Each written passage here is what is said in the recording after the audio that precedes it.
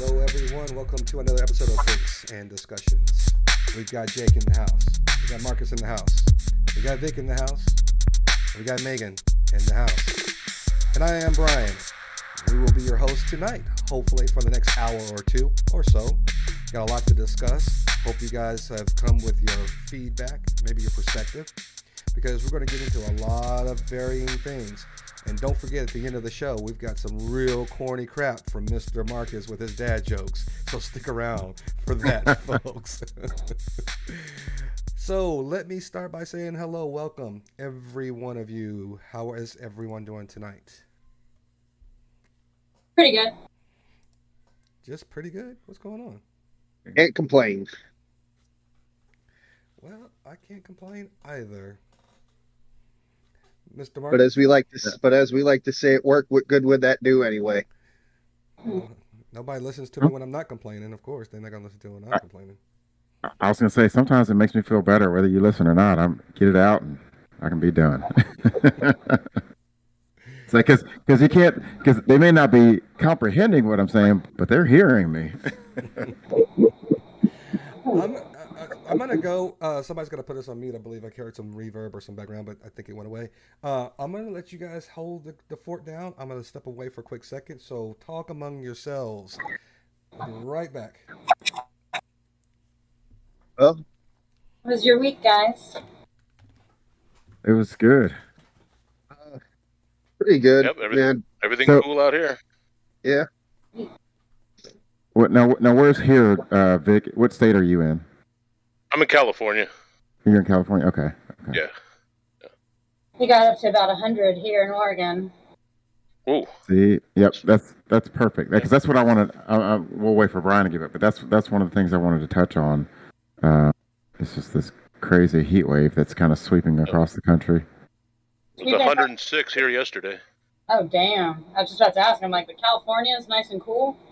It was about 99 here today, Where I but am. with the humidity and all that, it felt like about 103. Jeez. No wind either, not even a breeze. That's how it felt last Nope. night. It was still in the Now, where are night. you located, Jake? I'm in Cincinnati. Oh, okay. WKRP in Cincinnati. No, it's 1027 WEBN, man. Oh, okay. Cincinnati's Dr. rock Johnny station. Fever. Oh, Dr. Johnny Fever. Yeah. I think Jake's probably too young to even know what the hell we're talking about. I was just thinking, Jake's probably too young.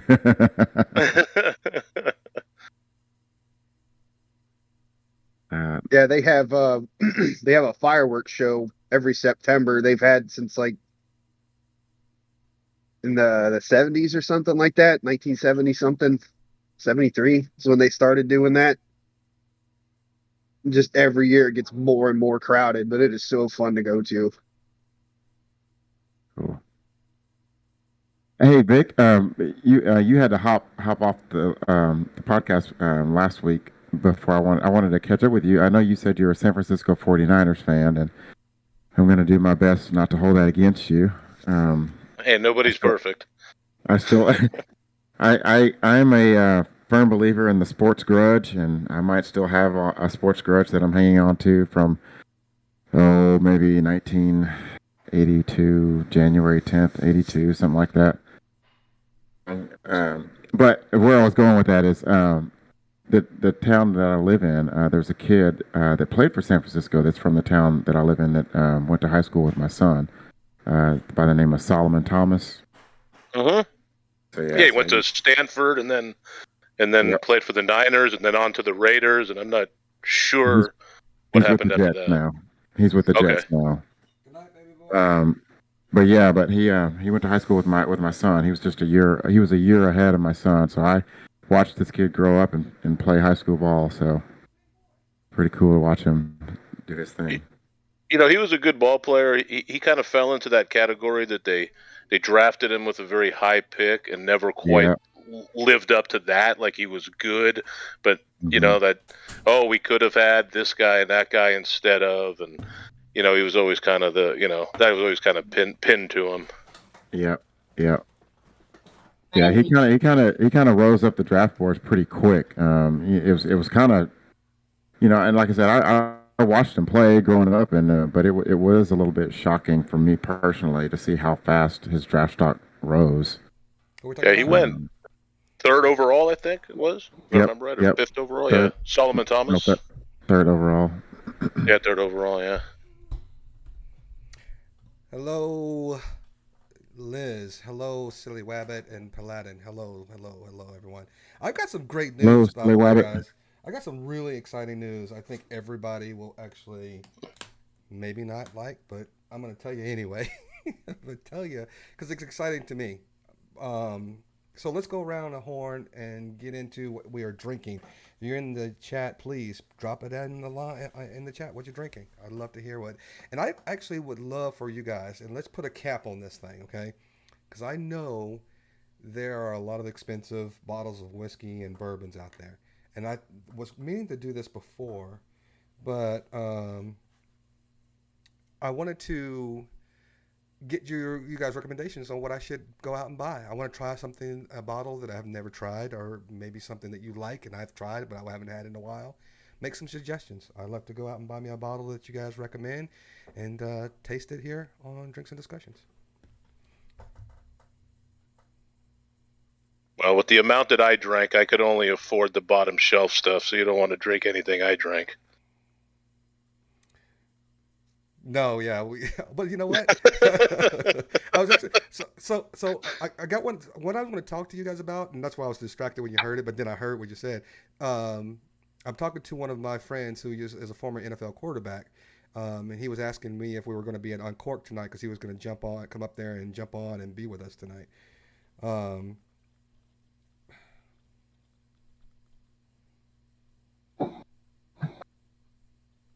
Right, coming right back.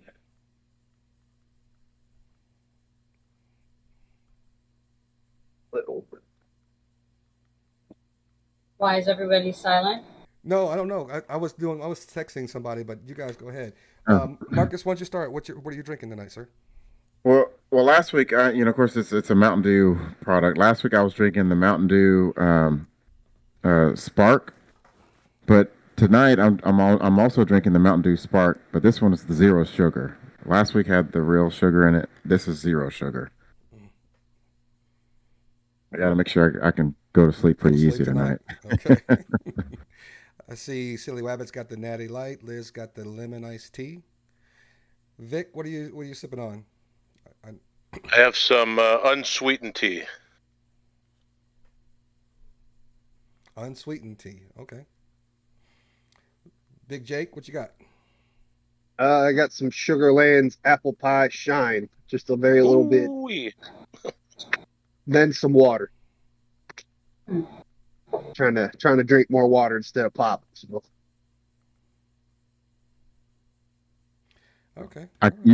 Jake, you just said pop, so I think that's a northern thing. Pop. Yeah.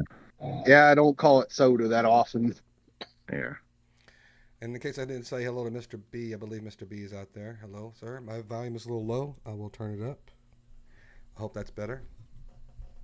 Hope that's a little bit better for everyone to hear me there. All right, Miss Megan, what are you drinking on tonight? Tell me it's not the same champagne. Not. Yay! Can you read it? There you go. Is it I can't see. Hold on. Schnellenberger bright. or Schlarzenberger? Schramberg? Strasbourg. Strasbourg? Strasbourg. You got to give us a little background on that bad boy. I can read the label to you because I don't know anything about it. Except that it's good though, right? Yeah, you guys are going to be when I cheers you. That's my first sip. Oh, but like my champagne glass. I broke my champagne glass. My champagne. You got a whiskey glass for that champagne. Hello, Evil Thump 44. He's got some Patron, so he's going to get wasted. And Crybaby Trump. Hello, sir. Or ma'am. I don't know who. I should say them or they. I am going to show you guys something real quick before I get into it because you know how silly I am sometimes. I'm going to show you guys. Perfectly round. I need to get me one of those molds. Perfectly round. Another perfectly round sphere, guys. I'm sorry. Wait, I just is that a divot? Did I see a divot in No, there? you did not see a divot, sir. That's just a shadow. I was trying to bring me down. Stop bringing me down, Marcus. I just opened up a bottle of Maker's Mark. You know, you guys know that this is one of my, go-to things. So I got Maker's Mark tonight. It's a good Kentucky bourbon whiskey that would. Yes, it is. And I'm gonna Oh try yeah. to change my light here because I don't really like these red lights that I tried to put out here. I just don't like them. But anyway, salute. Let's go ahead and get that in there while I'm doing all that kind of stuff. And I know Yeah. Megan wants to get her first sip on and tell us how it is. Salute, everyone. And then even in the chat, salute. Oh. Cheers. I apologize for the ice cream truck outside my window. The who? The what? If you guys can hear the ice cream truck. Oh, the He's air? parked. No. Oh, the ice cream truck. The No. song that they play. No, I can't even hear it. What song is he playing, Megan? The normal one. Oh, now I can hear it now. Yeah. There was one parked outside my window a few hours ago when the neighborhood kids were just swarming around it. I was like, man, that takes me back to when I was living in my old neighborhood and we used to chase it down the street. But the guy we knew, he would always mess with us. He'd stop and then he'd go forward a few feet. Then he'd stop and then he'd go forward a few more feet and then he would stop. I was like, it brings me back. We rarely get them in our neighborhood, but when we do get them, we try to get baby boy out there just to kind of get him the experience. He's only 4, but we still try to get him out there. But it rarely comes. I don't know why. You like ice? What? What? He doesn't like ice cream? Oh, my kid loves ice cream. He loves the Spider-Man ice cream or the SpongeBob ice cream. Any of the character stuff. He loves that. It was always a snow cone for me. I'm going to get my headset because I don't think I sound very good. Okay. I don't know. The headset's right up there. Yeah, Crybaby Trump, I used to run down the ice cream truck too. I mean, if it passed our house, you had to at least run at least a few houses to catch up with it. Yep. For sure. So let me share something with you guys, and I really want to know what your feedback is on this, if I may. So I know a lot of you guys don't like the talk when we talk about sports a whole lot. So I started talking to some other people with business related stuff, and then came up as I'm kind of going down through some brainstorming on that. I decided, wouldn't it be good to have just a Drinks and Discussions sports, and then a Drinks and Discussions ladies only, and a Drinks and Discussions true crime? So I went out and I grabbed all of those, and that's coming, folks. So that you don't have to really stay and say, hey, you know what? I don't want to talk about this crap on this particular show. I don't want to talk about listen to their sports crap. I want to just talk about or listen to things that are, something that you're interested in. It might be just the true crime, which I'm hoping to get better at. Trust me, I'm going to really get better at it. And then there's the stuff this is just a general discussion.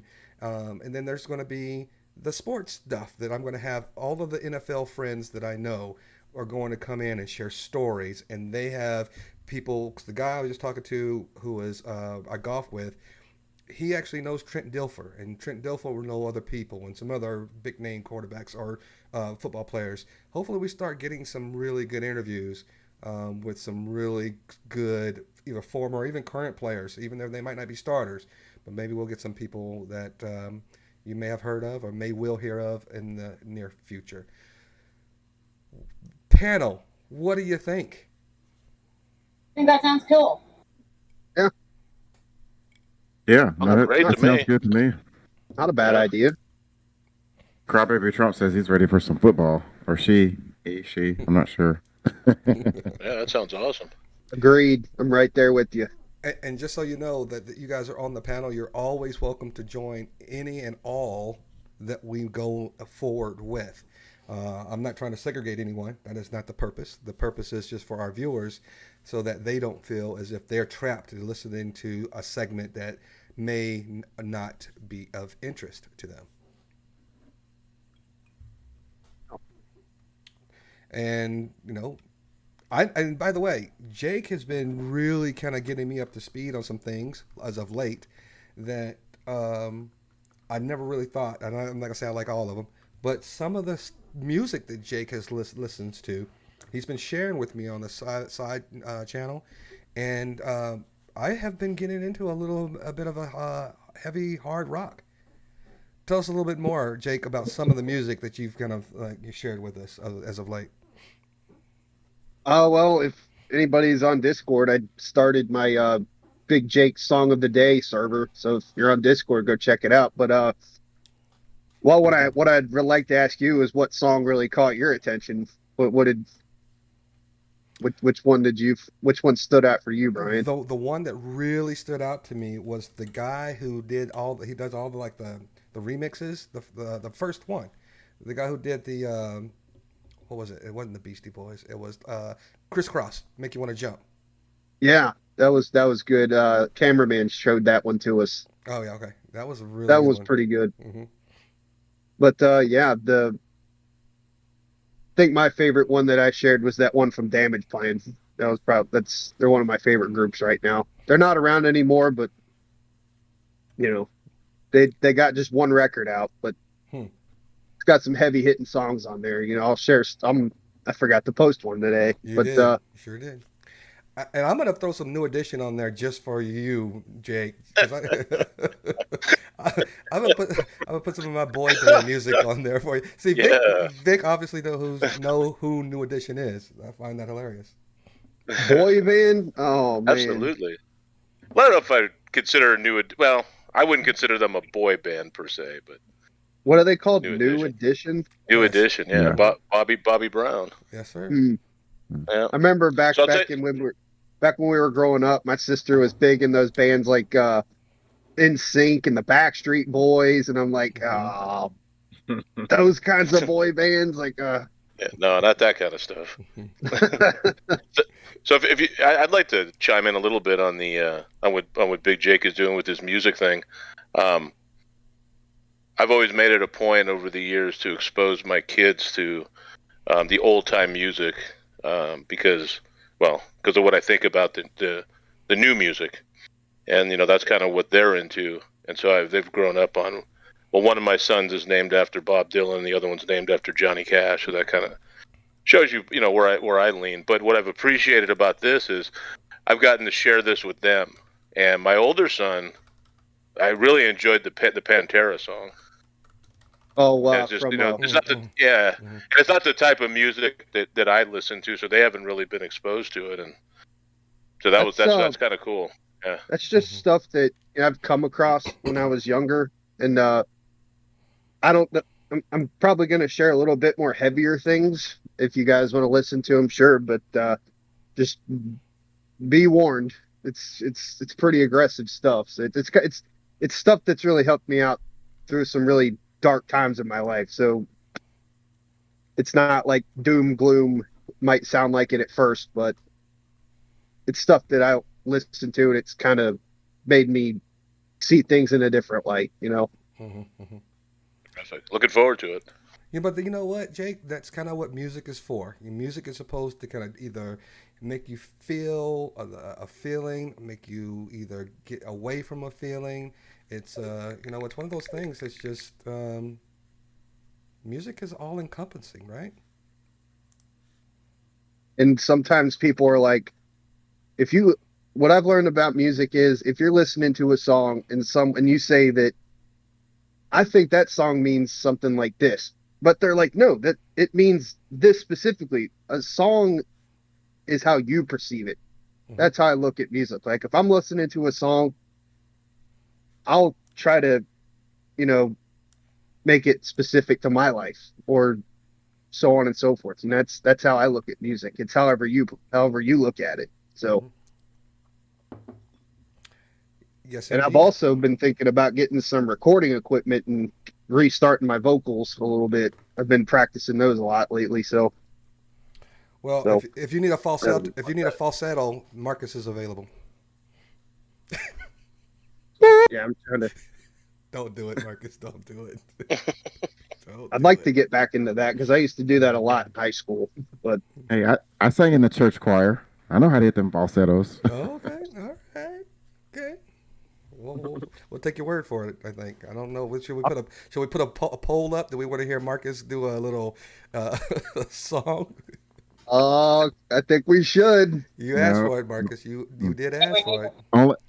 At Crybaby Trump, Johnny Cash, Ghost Riders in the Sky. This group called Devil Driver did a cover of that song. It's amazing.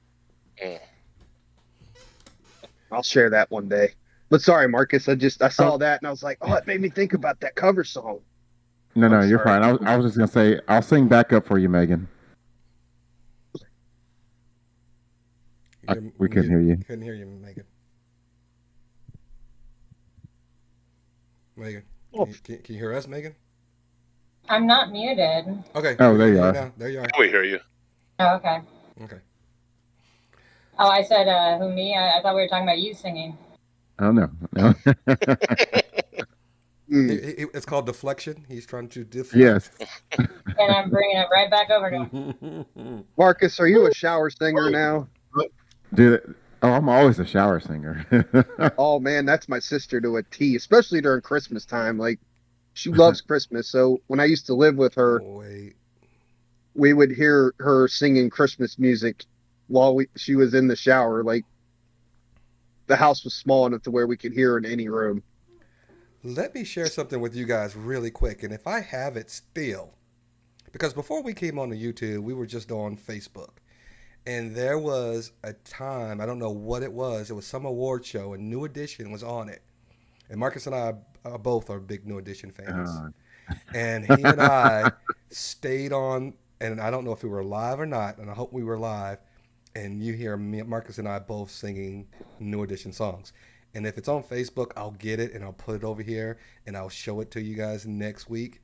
But man, it was good. I didn't think we sounded that bad, Marcus. Yeah, I don't know. Let's listen to it back before you put it out here. I think Megan just went off camera so she can go and search Facebook right now to see if it's out there. Jesus. Oh boy. Oh dear. Talk about a teaser. What'd you say, Megan? I could search Facebook with the camera on. Oh, okay. Well, I knew you could, but I just threw that out there just for commentary.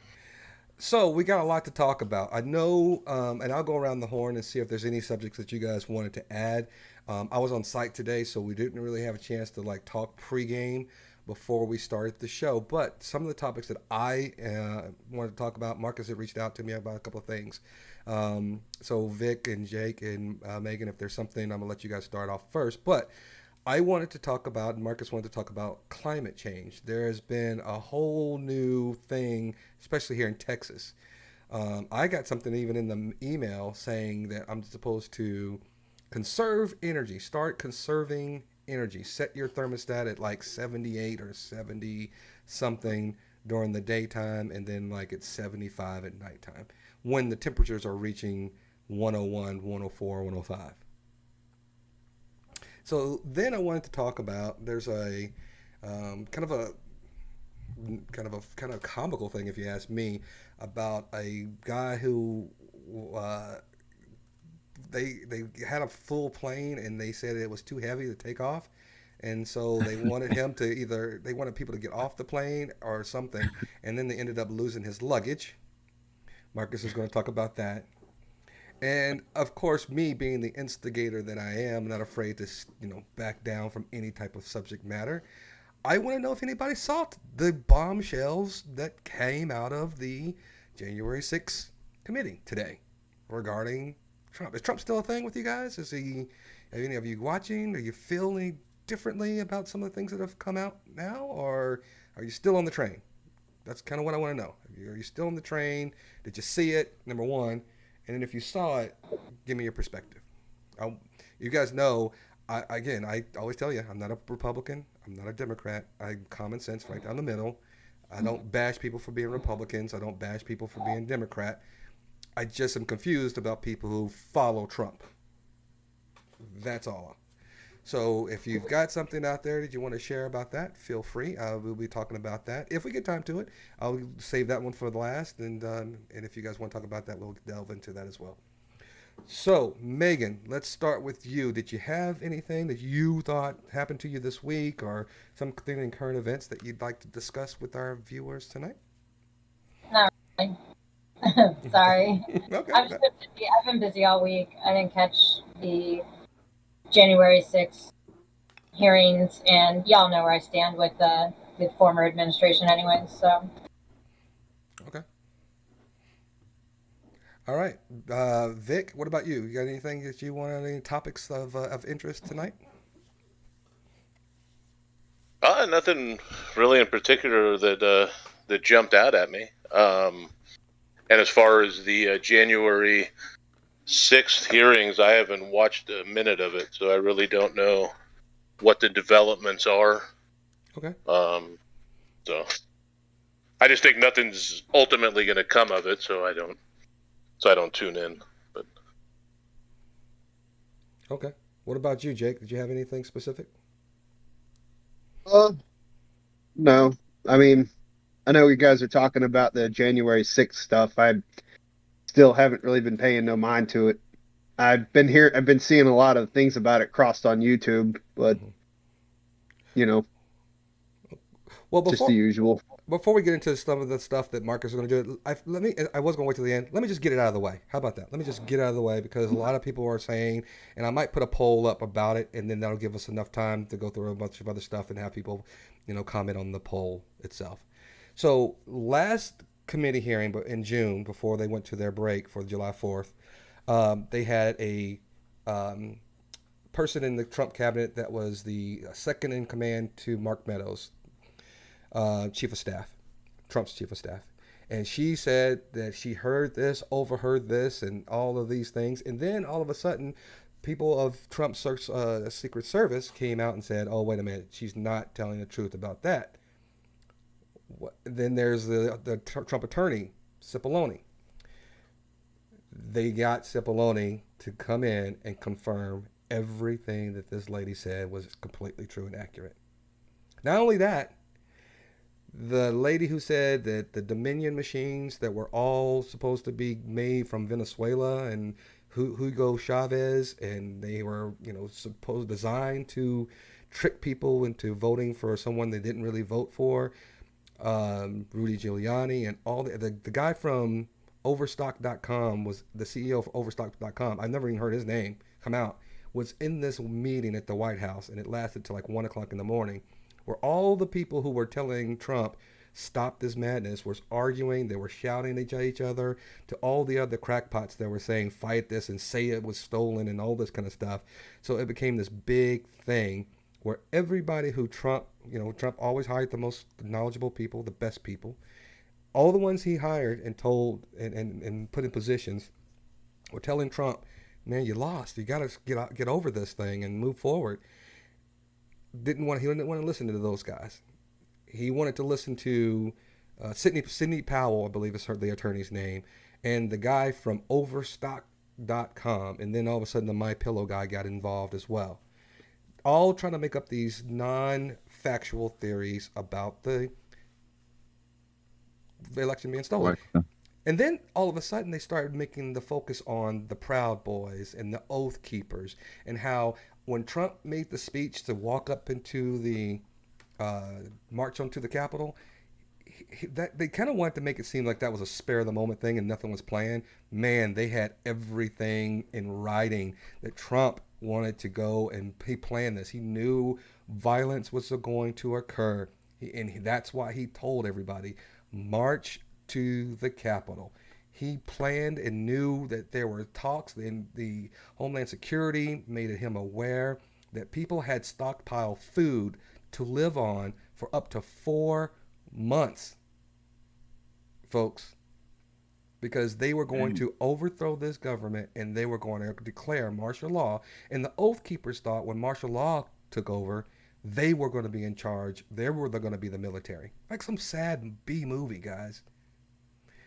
And then the last thing that happened at the very end, They said one of their witnesses that we have not seen got a call from Donald Trump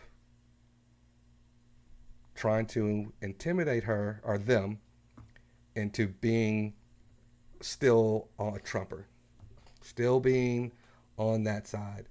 And that's called intimidating a witness tampering. And they made a recommendation or filing with the DOJ, or they tossed that over to the DOJ to find out if anything's going on. Now, to Vic's comment, do I think anything's going to happen?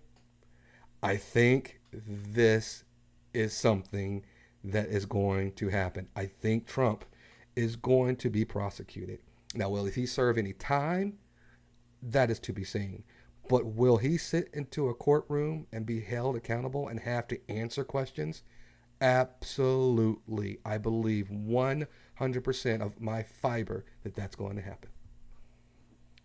Yeah, witness tampering, man, that's a big no-no. Mm-hmm. Big no-no. Yeah. And Steve Bannon, his major ally, was actually going to. He's cooperating now too with the committee, so he's got things to tell. I heard somebody saying the thing, and that there was a secret recording that was exposed too about Steve Bannon. I did not see that, but there's a lot of people now flipping, and even Fox News now is kind of taking a back seat on the Trump train. That's incredible. Yeah, never thought that would happen. That all came out today? Mm-hmm. Wow. All that came out today. Was it you said Fox? Fox News is actually... Oh, yeah. They're slowing down on the Trump support. Oh, yeah, they were like big Trump support for a while there. They carried that administration. Yeah.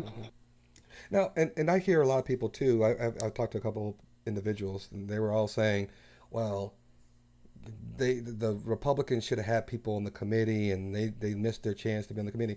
Listen, there are two Republicans, even though they're not Trumplicans, they're Republicans. They're on the committee, Liz Cheney being one of them. Every witness that we've heard so far in this committee have all been Republicans.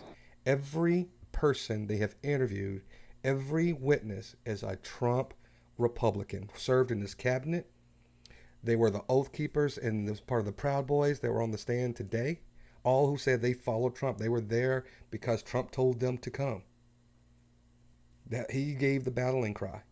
So the battle cry was to come out there, and there is there was no other reason for them to be there other than Trump made it seem as if he had all the evidence that the election was stolen, it was un-American, and they were going to do hell or high water in order to bring back their America, make America great again.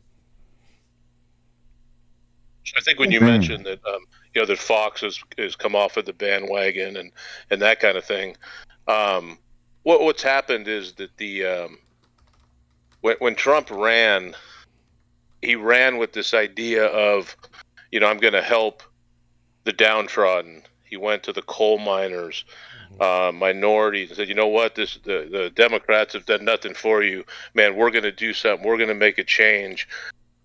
And people want to change, and they wanted something different. They went along with it. What's left now is a very small percentage of that's left that are just we're waving this Trump flag and we're wearing this hat till the bitter end. And it's just such a small percentage of, the Republican Party that there's no more legs to it. And so Fox and these other outlets and these other right-leaning entities are moving on to what the next thing is going to be, that they don't want to be associated with that. It's like the QAnon stuff. Mm-hmm. I mean, everybody pays so much attention to that because they're loud and they're all these things, but it's such a very small percentage of the Republican Party that there's really no need to fear or nothing that that they can really do other than spread these wild ideologies. So I think that's what's happening. And there are those that are animately supporting Trump. They're still planting that "Make America Gay Again." Oh no, great again flag. And yes. And they're gonna do it till the bitter end, man. Mm-hmm. There's still there's still support out there for Hitler. So some people just go down fighting, man. They die hard. That's all I'm gonna say. Marcus? I didn't think I did. Sorry. Go ahead, Megan. Go ahead, Megan. That's all. You said what? I didn't think I would see the day that Trump would have consequences of any. Mm-hmm. That one's bulletproof. Well, let me ask you guys this question real quick. Do you guys think the damage is done? And I know Megan has said some things to me about, she feels that, we are just she's kind of lost hope a little bit as far as our society is concerned. So let's start with Megan. Do you think that the damage has already been done, regardless of whatever happens to Trump? Is the faith in our democracy so brittle at this point that it's, no turning back? I mean, I would never give up complete hope. It just got a little hacked at a bit. Mm-hmm. But no, I think there's always, our country's gone through worse, and we bounce back. We're a resilient group of folks. What say you, Marcus? Man, I'm gonna go back here several years. When Trump was running for election, and as things progressed, and you've got people on one side of the table or the other, and those were there for him and those that were against him. Everybody was up in arms. That were against him. Everybody was up in arms, and I was always of the impression that, okay, yeah, I get it. He may not be the best. They're both evil, yada yada. And I thought, well, goodness, we've got checks and balances in place. This man, he can't go rogue. He can't do this. He can't do that. Now you fast forward to today, and me thinking back on my own thoughts back then, and looking at it now and thinking, well, damn, he did kind of go rogue. He did kind of, march to the beat of his own drum. And I if in fact all of this stuff proves to be true, if he's he needs to be charged, and I would like to see an example made out of him. Will that happen? I guess it remains to be seen. But yeah, why not? Why can't we make an example out of him if that's the case? And I would say the same thing if this were on the Democratic side. You're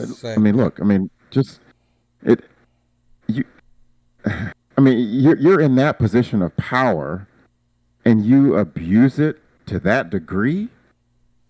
Mm-hmm. That's scary. That's all. Yeah, it's scary that it's allowed. And it's scary to think that there were so many people behind him supporting this movement. That probably more than him himself, that upsets me more than anything, is that there were people behind him supporting him in this. Mm-hmm. Yeah, Any thoughts, Jake? Honestly, like I said, when it comes to this stuff, I kind of go blank. But I'm a fear of the unknown kind of guy, but I hold on to hope that things might get better regarding that. But I really don't know, man. I try to lean away from that because I hear one thing from one side, one thing from another. It's like I don't know what to believe. So that's why I kind of close myself off from that kind of stuff. Mm-hmm. I shouldn't, but I do. Squint real tight. What's that? So you just try to close your eyes and squint real tight. I do the same thing, and it's not there. It's not there. It's not that I don't want to try to get into it. It's like, because like I said just a second ago, it's like I hear one thing from one side, another thing from another. It's like, okay, who do I go to? Do I go to this side or go to that side? Or do I stay in the middle? Like what? You go with the guy. You go with the guy in the middle. He's got headphones on. That's where you go with. Because that's you. And that's what I've. That's you. Yeah, that's what I've been doing. Right. That's what I've been doing. I've just been kind of staying neutral about it because I mean, I'm not gonna lie, I did vote for Trump during the second round, but Yeah, that's now that I nothing hear all wrong. this, now that I hear all this stuff about it, it's like, did I make a mistake? Did they lost anyway? But still, I'm thinking, did I make the right decision? Did I not like? I have no idea. That's why I'm still kind of in the middle about all of No, it. But like, I don't think you. I wouldn't say you made the mistake. I mean, yeah, don't put that on you. Well, You like Brian was saying, you were going with the guy in the middle. You know, that's where your head was at, and you know, that's a grown man over there that's doing all this crap. That's not and you. like I That's said, not you. and like I said, I don't fear the unknown, but I, there's always hope. So that's really right. my take on that. What about Amen. you, Vic? Do you think that the all hope is lost when it comes to civility and diplomacy within our democracy, or what do you see? What does the future hold as far Be as right back. within your eyes? Well, as you know, people have heard me talk about it. It's hard for me to lose hope or to admit to losing hope. And if Mr. B is out there listening, when I talk to him, he's like, Vic's always got hope, you know. And you know, sometimes it might be a little misplaced. But when I looked at this whole situation, um, with Trump being elected president, and what came of it, including the January 6th stuff and the stuff that we're talking about today, to me, um, evil and corruption hides in the darkness. And when he came to light and he came to power, so much light was shined on things. Right, it became more acceptable to really speak your mind, and racism, misogyny, homophobia, all that somehow became more acceptable because the quote unquote leader of the free world seemed like he was embracing it. And I think that's a good thing because it bring it to the light and something can be done about it. And what we're talking about here, where we say, you know, there's no way that they could overthrow the Capitol, or, you know, there's no way that these things could ever happen, or man, I can't believe there's that much corruption or one person has that much power. Well, now the light's been shined on it all. So what do we do about the system to Yeah. ensure that it doesn't happen? Because what they're looking for and what they've been looking for, and with Trump being put into power, and I say put into because he's not the point man in all this. He's the carnival barker. He's the whatever you want to say. He's the you know, the salesman of it all. And you put him in. Clown. Yeah, you put him into power, and what they were pushing towards, and maybe there just wasn't enough time for it, was the martial law that you're talking about. And I think with some of these decisions that are coming down from our highest court, they're still, you know, going in that direction. And but I think is the light being shined on what's really going on in our society and in our government is the positive that could be taken from this. You know, I'm gonna kind of. I don't want to keep beating this drum till for all night long, but I just want to say I'm hoping for that this is not the blueprint, as you guys were saying, that it could take a turn for the worse, where somebody could pick up the mantle and say, "Hey, I saw how it almost came true, how we almost did it, but here's what we need to do in order to really make a mark and really overthrow the government." Because, in my opinion, I think what happens is the government starts saying, "Hey, when we see these signs, we'll start sniffing it out sooner. And instead of having the match thrown on the kindling, we're going to start extinguishing and removing the kindling before it even starts to smoke." So that's what I think is important for the government to do. Do I have faith that they are actually going to do that? I think sometimes they like to have these types of things manifest because it kind of gives you hope in our freedoms and not the big brother's watching. I think that's has a lot to do with some of the things that are transpiring. But at the end of the day, I hope it's not something that somebody's looking and trying to develop a better blueprint in order to accomplish the disaster in which they tried to accomplish on January 6th.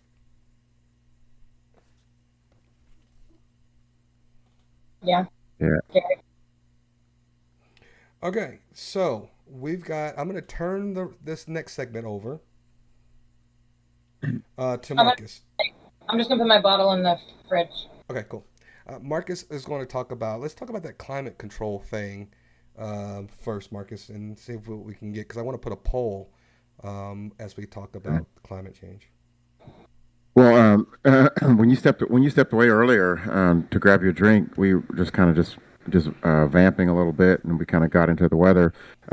So Jake being in Ohio and Vic being in California, and correct me if I'm wrong, guys. I mean, you guys are both experiencing some some hotter than normal temperatures, or you are, correct? Very humid here. Like it rained. When it rains and the day after, if it's supposed to be hot, you're gonna feel it. Like it's like I have a friend who lives in Louisiana, and she says when it's humid out there, it feels like it's almost 130 degrees. So That's in that swampland down there. yeah, but still, I mean, it's very humid here. Like today, it felt like about 103, 104. It was always supposed to be 98, but there was no wind, there was no nothing. It was just, and when you stepped outside, you could just instantly feel the stuffiness and the sticking. You just instantly started sweating. I'm just like, no. Yeah, I hate it. It sucks. No, I wouldn't say, yeah, so I wouldn't say that the top temperatures are any higher necessarily, but the amount of calendar days that we get that are extremely hot, or in some instances, and I say extremely cold for here. I know you guys, and especially Jake would laugh at what I think is extremely cold, but compared to what California used to be, there's just a bigger what do you want to say?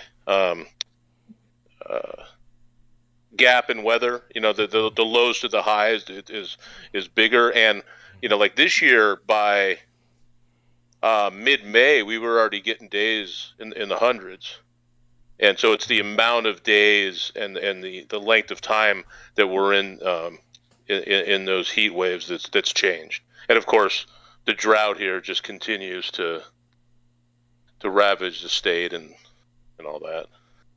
But then, oh yeah, no. Go ahead, Brian. I was gonna say, but I always look at it not only just from how far my hand can reach from in front of my face. If you look at it from a global perspective, the icebergs melting. Yeah, even Antarctica is not as cold as it used to be for thousands and thousands of years. It's never been this warm. Glaciers melting. There's a global effect when it comes to global warming. I guess that's why they call it global warming. I know that's an oxymoron. Don't call me at it. But I did say it. But I think there's something to global warming when you see the impact that it has around the globe. Yeah.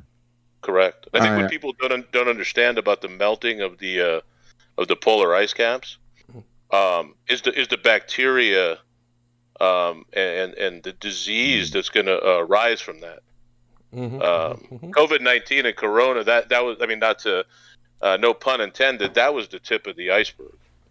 Because as that melts away, there's things that are coming to the surface that our systems haven't had to deal with. Yeah. So that's the real danger, I think, in that. But there is hope. Yeah. There is hope. Winter is coming, right? Isn't that what they say? Yes, winter is coming. So I put don't get me started on Game of Thrones, man. I put a poll up. Is climate change real, folks? So if you guys are in the chat on YouTube, I put a poll up, and let us know if you believe that climate change is real. And let me just say this. Hello, Ginger. How are you? Let me just ask this question, and I've said this before.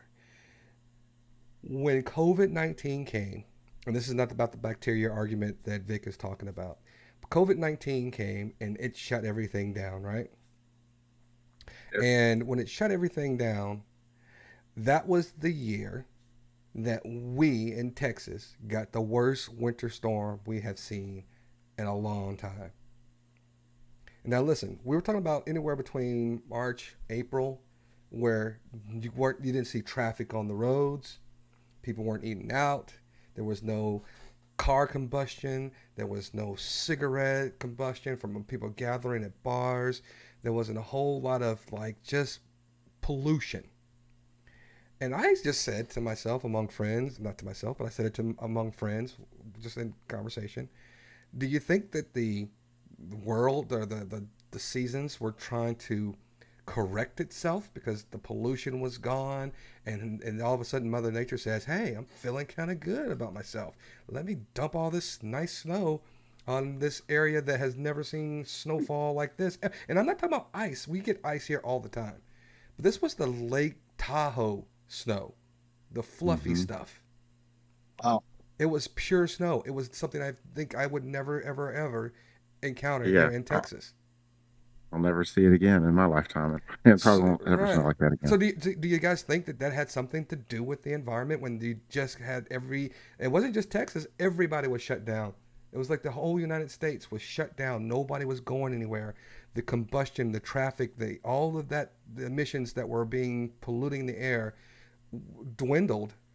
Do you think that had some reasons to why we had that really winter-like? And I don't think the summer was really that bad either. I don't think we had consecutive 100 days in that summer either.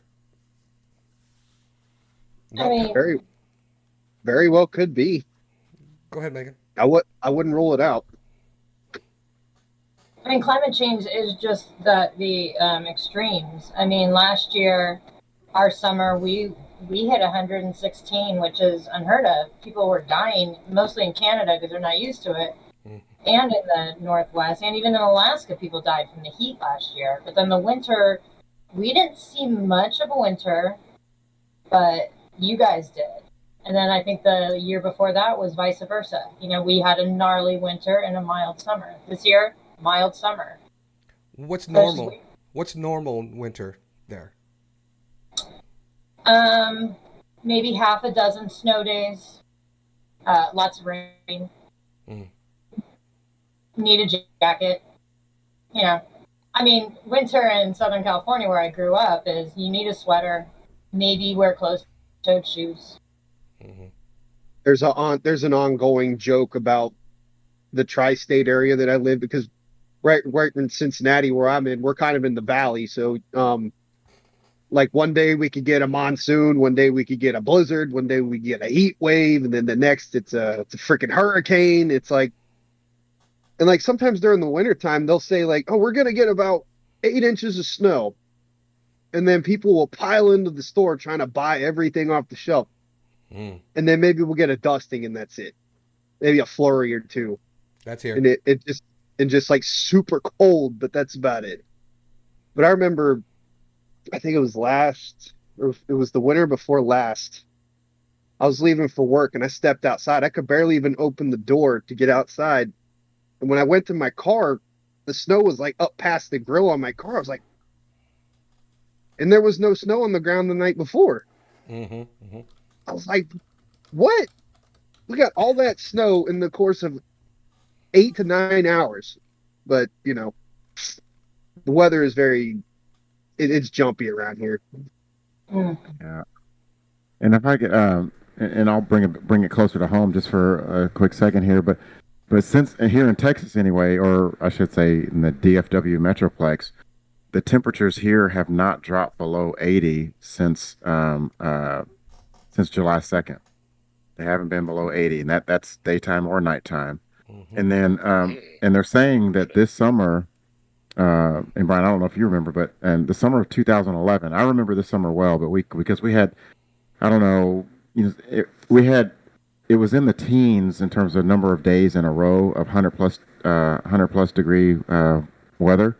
But right now we've had 17 days of 100 degrees temperatures right now, and we're already outpacing what had happened in 2011. So it's It's a hot one, and we're not even to the hottest part of our summer yet. Yeah, So, that's August. Oh yeah, right. we're not even in the hottest time yet. Yeah. We've had 2 small heat waves, and really, it's been super mild. I mean, it was raining and cold. Remember, you guys were in triple digits, and I'm like, the high's 56 here. It's just. You see, it wouldn't be so bad. A really late start. It wouldn't be so bad if you weren't stepping outside feeling like you're walking into a freaking boiler room. That's exactly what it feels like when you walk outside. But without that humidity, it's definitely manageable. But I'd take 56 right now in a heartbeat. And I don't even like cold weather. I think 56 is a little cold. Anything past 60 something, I might have a sweater, maybe even a coat on. I just don't like cold weather. But I will tell you, it's so hot, folks, here in Texas. Even when we go swimming in the pool, it doesn't cool you off. The water's still warm. It's like taking a tepid bath. and you don't want to swim with the whole that just it doesn't cool you off. And then sometimes I'll even have a baby boy in the backyard too, and we'll just throw the sprinklers on, and so we'll let him run through the sprinklers, and I don't think that even cools you off. Well, usually domestic cold water that comes out of the pipes, if it's just sitting stagnant in a pool because it's constantly running, that's usually cooler than pool water, though, isn't it? Usually pipes that are water that's coming out of your pipes, that's usually constantly cold, though, isn't it? No. It's cooler, No. Cooler than pool water. No. So we have underground sprinkler systems. So those sprinkler systems are heated.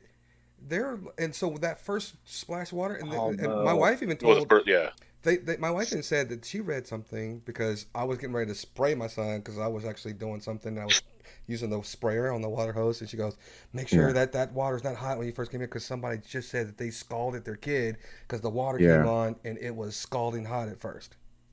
Oh, right, yeah. Because usually. See, I didn't know they heated the water in those kinds of sprinkler systems because most of the time I was out at my dad's farm a few weeks ago and it was pretty hot that day. We were putting hay bales on the trailer and he has a pump out there and you pump the water. The water is like ice cold, so that's what I was getting. At. And he's not necessarily saying that they heat the water. It's that water that's right at the top. There. When it's sitting there, and until that splashes out, Yeah. So after the first 15 seconds or so, it goes back to regular temperature. Goes back to cold. Okay. Mm-hmm. Yeah. But I'll agree with Jake on the humidity because, I'm looking like Saturday here is going to be 108. But out here, there's very little humidity. It's a dry heat. But last summer, we were out in vacationing and driving around in Arkansas. And you're just not being used to the humidity. I mean, it really affected me. I was having trouble. We were staying at this little ranch things, and the kids wanted to play outside. And after a while, I was like, man, I gotta get back inside. I can't breathe out here. Mm-hmm. And I kept saying, God, it must be so hot. And it was like 85, but the humidity was just. That's what gets you the most. Yep. Especially not being, not being used to it. It was really. Them not so much. They're young and whatever, but it certainly affected me. So what do we do? I mean, do you guys have any options? Do you think that even some of the we talk about oil independence and we talk about drilling, and I've said this before, my niece is married to someone who works on one of the oil rigs. He's onshore, not offshore, which means they drill on land instead of on water. Do you think that more electric cars or solar panels, all those types of things are going to make a difference when it comes to this? And are you really concerned on what the climate change is going to do for our future and our children and their children? Megan? I think before even thinking that's going to make a dent in it, you got to get the CEOs and the like the plastics industry, the automobile industry, the oil industry. Like, you got to get them all on board somehow, and they're not really thinking about the future. They're only thinking about money, and even fines that's nothing to them. They still make more money than the fines are even worth. So it's not going to make any sort of impact until we get the big polluters on board, and all the countries to agree too. That's also going to be a challenge. What say you, Marcus? Yeah, no, I'm kind of with Megan there. I don't know. It's going to take a monstrous effort from these big time industries and corporations to really. Yeah, I don't know. I think that solar panels and electric cars and stuff, that's a good idea, but it's going to take a long time for fossil fuels to be completely eliminated, I think. Yeah, we would run out of fossil fuels by the time we eliminate the industry. Yeah. I mean, we could have gone completely solar decades ago. Mm-hmm. But there wasn't the money in it, and that's exactly what Megan's talking about. We could have gone completely nuclear decades ago. That's what I was about to bring up next. Like, what about nuclear energy? From the cameraman. Listen, but until that'll make it hotter. It's dirty. That's what I heard. But what I believe is happening, and this is kind of also in response to what Brian was saying about how the climate changed when COVID happened. Mother Earth is really in charge of all this. And it's all a cycle. And at some point along the way, whenever that might be, and none of us that are on here may see it, but she'll become tired of us again. Shake us and then loose.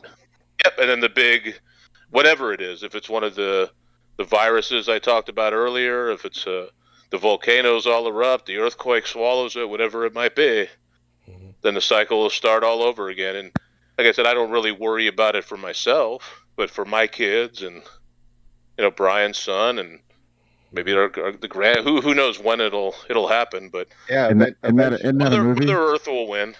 It's kind of like that movie 2012 when the Earth just basically started taking back the whole planet. I mean, I knew that people were like, "Oh, that's really going to happen." 2012 went right by. It's like it didn't happen, but eventually, yeah, there will be like a cataclysmic event where humans are gone. Nobody will be here, and then eventually, the waters will rise, the vegetation will take place, and it'll all become. And that's how you eliminate climate change. Get rid of the people. Yeah. Yeah. Right. That's it. I've been. Or not necessarily the people, but get rid of society, and you get rid of the problems. Realistically. Well, I kind of agree with what Megan and Marcus kind of were talking to. And Megan says she's got a headache and she's going to lay down for a little bit. So take care, Megan. We always want you to make sure you feel good and healthy. And I know you've been dealing with the headache. And Megan, are we giving you the headache? We're not giving you the headache, are we? I just got here. There's no way she could have a headache yet. Yeah, purely coincidence. As soon as cameraman showed up, the headache hit. It's just pure. Oh, me. I'm thinking about leaving, and then cameraman pops on. I'm like, great. It's going to totally seem like I'm here. But, no, I have a good feeling. Well, you guys might have noticed I'm not very talkative, and I'm just really tired. And my head it's been 3 days that I've had this headache. So Feel you. But it's also been hot for 3 days, so maybe it's the heat. I don't know. Maybe it's the heat.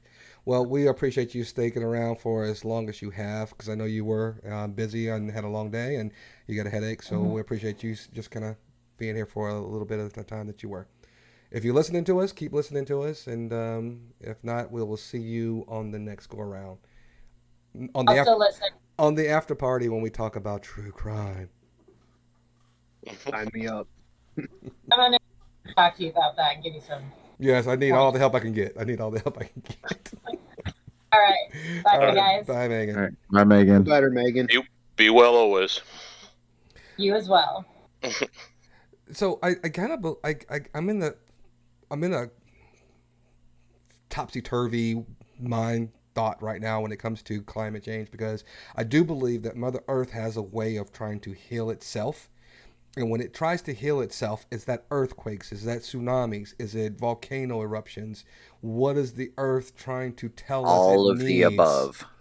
And you will see these types of things. And over time in history, you've noticed that there have been times where earthquakes and tornadoes and all those types of things were so prevalent. And then all of a sudden they kind of died down a little bit. And it's just kind of, and it's an ebb and flow when it comes to Mother Nature. That's why I'm still concerned about it. And as Vic said, not necessarily for myself, but my son's future and kids' future and their kids' future.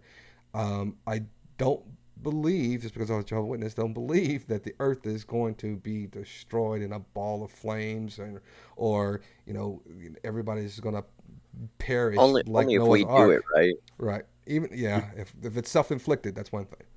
Yeah. No, I believe that kind of like happened with the dinosaurs. The dinosaurs had their time.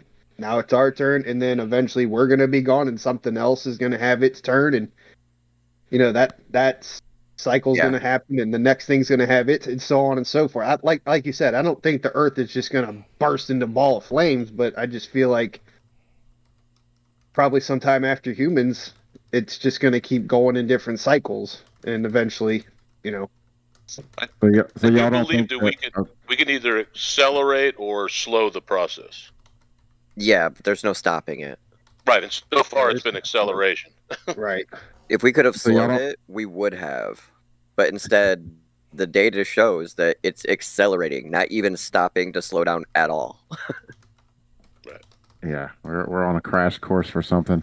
So And y'all don't think that we're going to be sucked into the sun and all that stuff? No, we still have an active geomagnetic core, so that by physics that can't happen yet.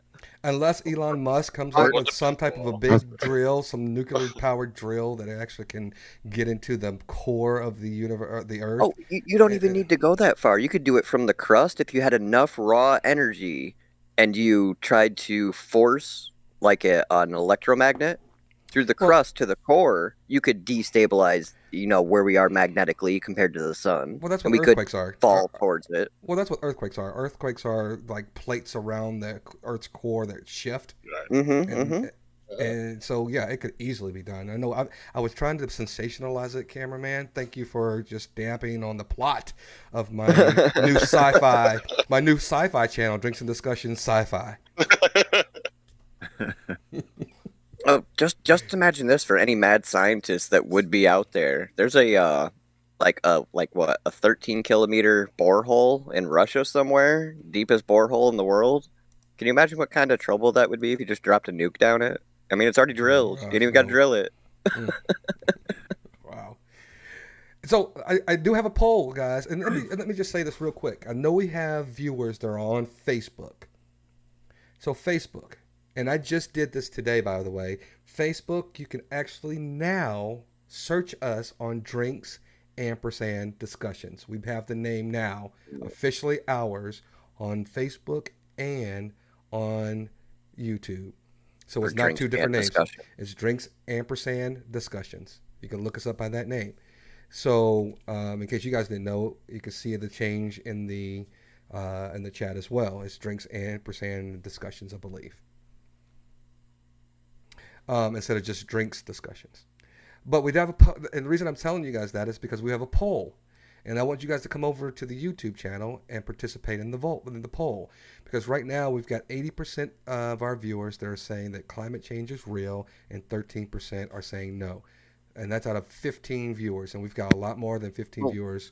We've always known that climate change is real. What we're debating or arguing about as a society, is it changing in a direction where it is no longer habitable for humans or life as we know it? I'm going with just the talking point.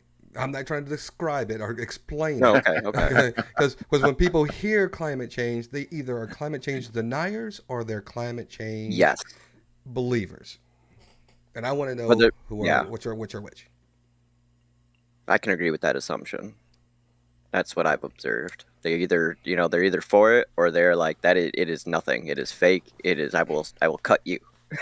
Stop with that nonsense. I'm having what I call a smart day, cameraman. I'm having a pretty smart day today.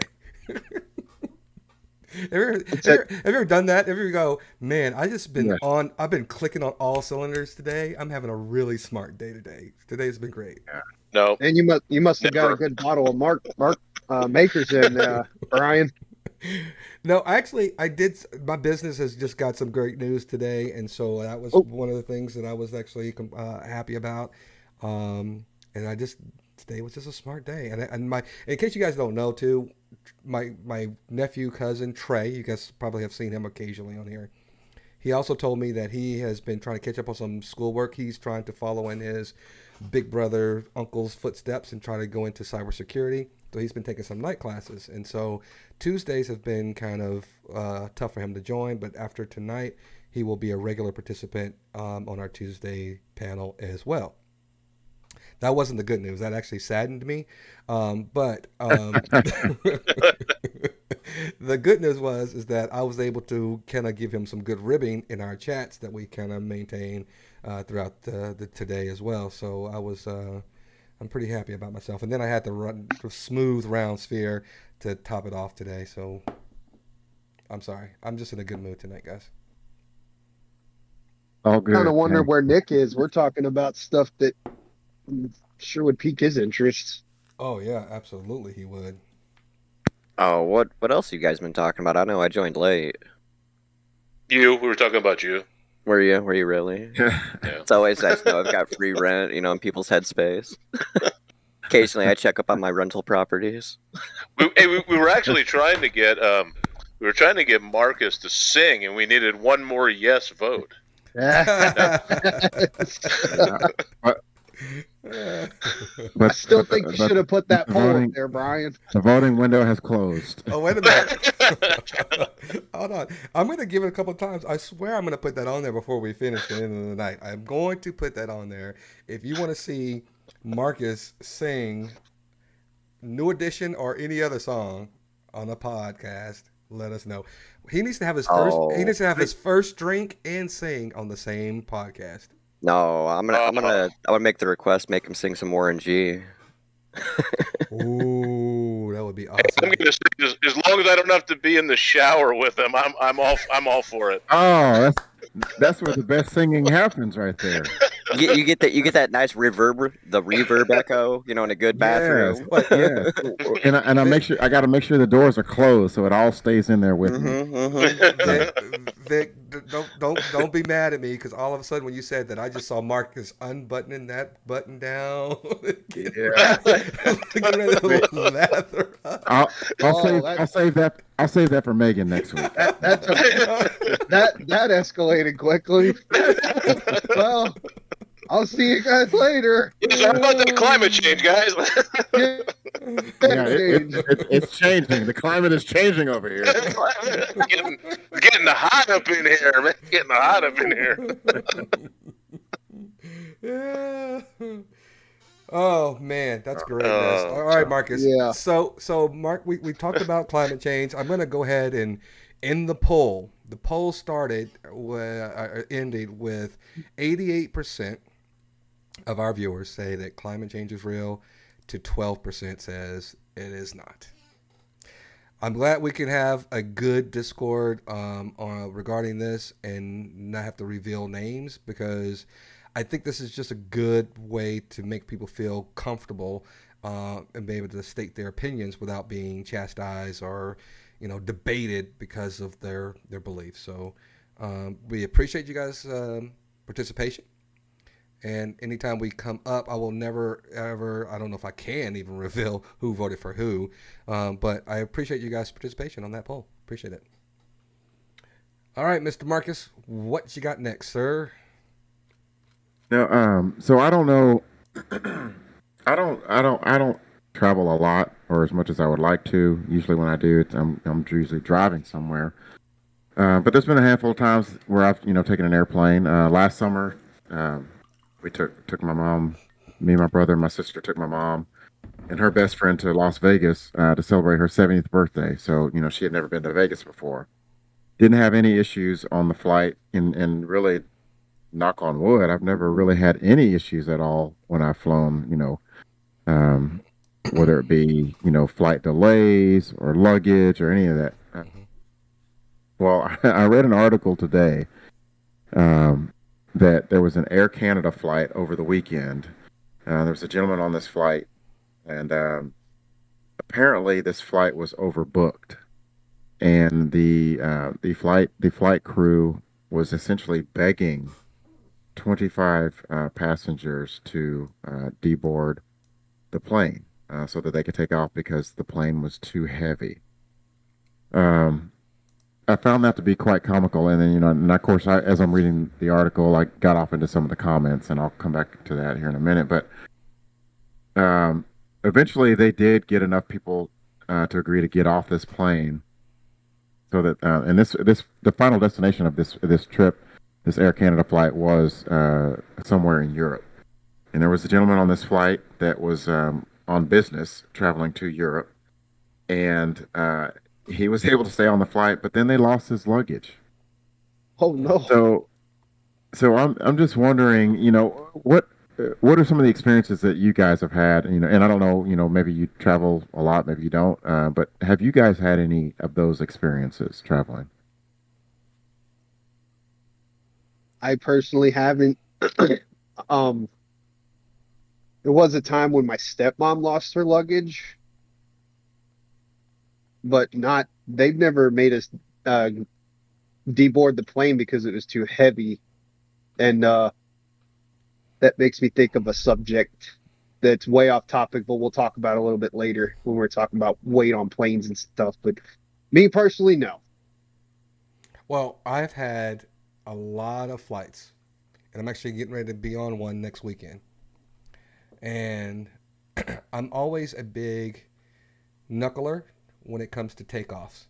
But once we're in the plane and we're the cruising altitude, I'm good. Even if it's a little turbulence. But I recall a time where I was not as calm and didn't fly as frequently, that we were on a plane and the plane dropped. Dropped. And scared everybody on that plane. And what made me realize that it was kind of in a really, serious situation is right before the drop happened, the airline attendants all sat in their chair. The pilot comes on and says, "Hey, we're going to be experiencing some rough weather, or some rough air," is what they say, rough air. And we're turbulence. Don't say turbulence. They just say rough air, and we want our attendants to take their seats at this time. Ever since then, though, if you're ever on a plane and the plane's kind of doing this, if you don't see the airline attendants sit down, you're good. But if you see them take their seats, things may be a little hairy. So that's what I do now at all times. If the beverage cart is starting to make its round and people are taking your orders for food if you're in first class or whatever, if all those things are happening, you are good to go. And I will tell you this more than anything else that I've learned. They know about it before it hits. Oh, they always know about it before you will. Yeah. That's a security protocol. Yeah. So if you know that they know, if you start seeing the airline assistants sitting down, you better buckle up for a crazy ride. Pay attention to them. They definitely know what's going on before you will. Yeah. Like, you see them getting worried, you might want to get worried a little bit too, because things are real and you don't realize it yet. Oh yeah, because the captains, they're ringing them up before they start telling people. Oh yeah. Yeah. Either the captain or the co-pilot, one of the two. But either way, they're hearing, like you said, cameraman, they're hearing about it before anybody else does. And you know that safety little speech they give you when they put the little life vest on? If you see the person at the front door put that life vest on first before she even says anything, you might start sweating. That never happened. I was just being fictitious when I said that, but I'm just saying. But still, yeah, like you just said, if you see them putting that on or an oxygen mask, I'm gonna be like, okay, where's mine? Now, the only time you will never have that type of experience or that kind of forewarning is when you're flying as cargo in the military, like how we move our personnel and stuff around. They don't tell you shit. Right. You guys play it by ear pretty much. And in fact, when we're hauling a bunch of people as cargo to prevent them from getting any ideas of getting up or moving around or anything else, we'll actually lower the pressure in the cargo hold so that it passes them out. I would say, yeah, they get lightheaded and just go to sleep. Yeah, you be waking up once the pressure comes back, like, what just happened, man? My dad was in the military, and I've heard similar stories to that. Mm-hmm. Wow. You watch them, the pressure drops, and all their heads just bloop. Isn't it usually like super cold in cargo bays and planes where like literally no human can survive? Is that how that? No. When like the back of a C-130, it's all pressurized. You can change the pressure. You can open up the back hatch, all that stuff. It's meant for hauling anything. Right. That's why when you jump out of planes, they don't get everything, then just gets sucked out. Yeah. Because they depressurized it first and then opened it up so that the pressure would equalize. Mm-hmm. I've always wanted to go skydiving. That's like one of my bucket list things. Oh, it's always fun until you hit that, sudden stop at the end. Marcus has done it, yeah. I You have done it. My cousin did when he was in the Army. He said it was. Ooh. Sounds Great. like somebody went to airborne. Well, hold on. Before you guys start, let me just stop for a second. I just want to tell everybody, I'm sorry. Megan is usually the person that kind of keeps us on our toes with the chat. And since she's left, I started looking, and we haven't really been paying attention to you guys. I don't want you to feel like we're leaving you out of the discussion. I just want to let you know I'm going to try, as they keep talking, to kind of catch up on some of this stuff. But I know Ginger is saying a lot of stuff, and I know Liz is always kind of contributing to the conversation, but we just haven't had a chance to talk to you, so I apologize for that. Don't want you to feel like we were left out, because I know last week there was people who got mad at us because we were just leaving people out, so I apologize.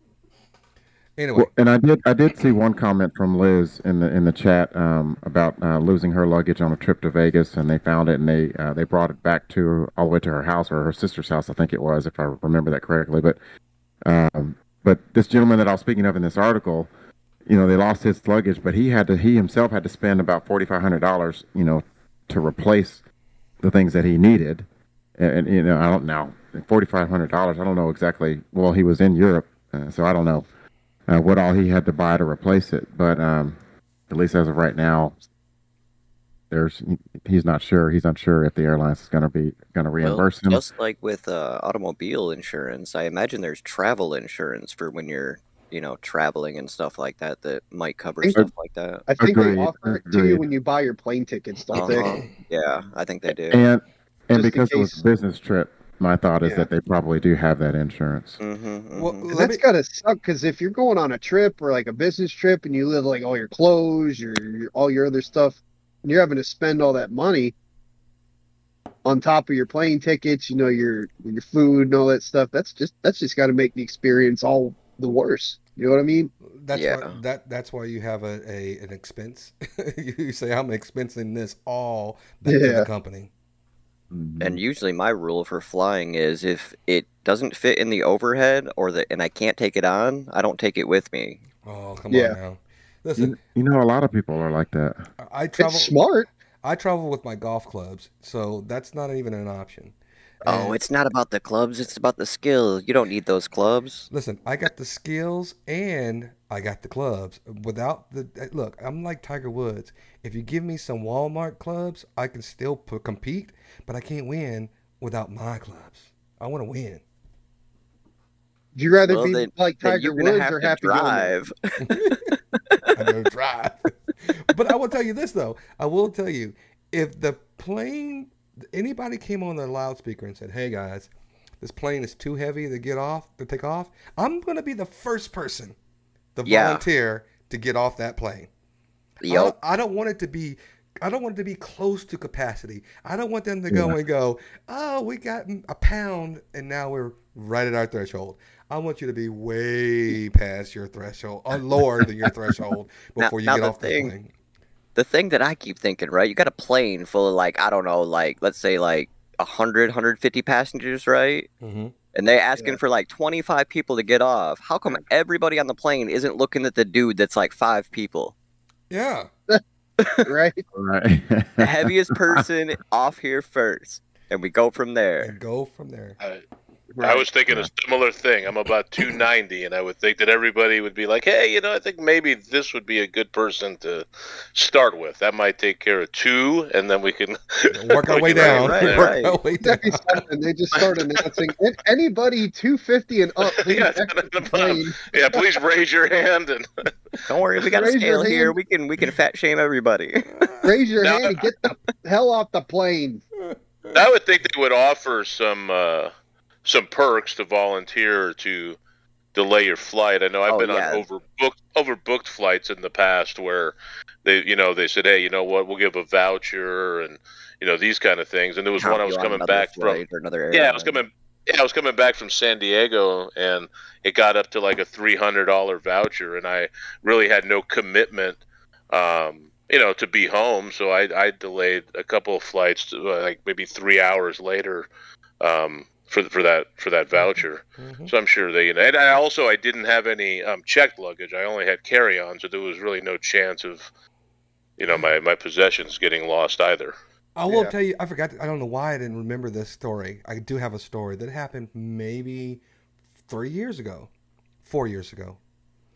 I'm coming back from Cleveland, and I ended up having to have I got a ticket that had a layover.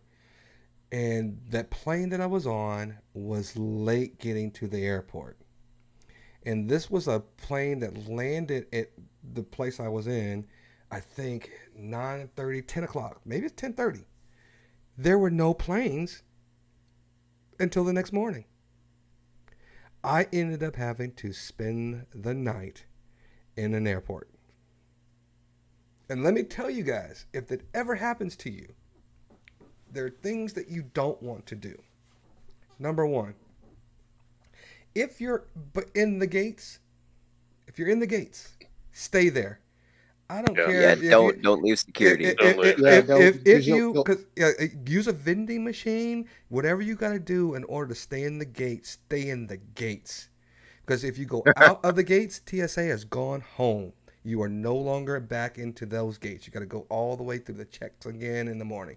Now, the plus side of going on the other side of the gate is there is like Dunkin' Donuts and some places that you can get food that you can have a little drink or something like that. But do not leave the gating area because you have to sleep on a bench or it's hard to find a place to actually really get comfortable. But if you look at the terminal has all these little areas, little flat bench areas and all this other stuff. I could have really had a good time, but against my better judgment, I went on the other side of the gate and it ruined my life. I will make a tip as well. I repeat 100 times, do not go to Subway at any airport because I made that mistake. My ex and I were going to Chicago for the Comic Expo. Our flight was delayed about 2 hours, some odd reason. So I was hungry. I went to go grab a sandwich. Ate it and everything, felt fine. We got on the plane, we're about to land at O'Hare. The plane's going down, and my stomach's all bubbling. I'm like, oh, shit. Oh, God, no. It almost. I was just like, and she looked over at me when the plane stopped. She's like, it was that sandwich you ate, wasn't it? I bet you won't do that again. Mm-hmm. Oh, never eat airport Subways. But here's another thing. I don't eat Subway to begin with. I like Jimmy John's. The Jimmy John's. Station. And station's where it's at. We don't have that here. What? I like Potbelly, Schlotsky's, Oh, there's a place here called. we love Schlotsky's. There's a place here called Firehouse Stubs. Now they've got some good. They've got some good sandwiches.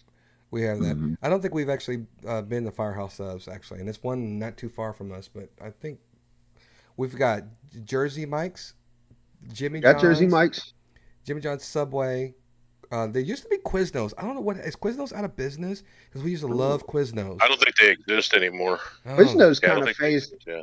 I think Penn Station bought Quiznos. I believe. I think because they've just kind of phased out. I haven't really seen them around that much. There's one that's open here, but they don't get a lot of business. So that's crazy.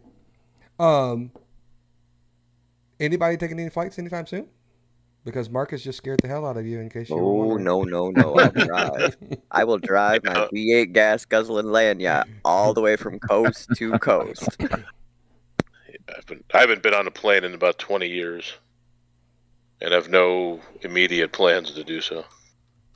I'm hoping that we can get into a car and take a trip in the next, probably in the next month, because my wife and I have been talking about taking a trip, and we were debating, and our friends have actually driven from Texas to Jersey. And the place that I'm thinking about going is a lot closer than that. But I'm thinking if they can do that, we can do where we want to go. I'm thinking about taking my daughter about 5 hours south here in a couple of weeks. So, okay. Hit that. Awesome, man. How old is your daughter, if you don't mind me asking? Yeah, no, she's 12, headed to the 7th grade. Terrific, man. Yeah, my boys and I, we've taken this summer. We're not doing it. One due to gas prices, rental car prices, and my younger one's going to play football, and he's got practices and all that coming up pretty quick. But we've done 4 road trips over the last 3 years, including the one we drove California to Arkansas and back, and we've driven. The most I did was in 14 days. I drove 6,200 miles. Oh my goodness.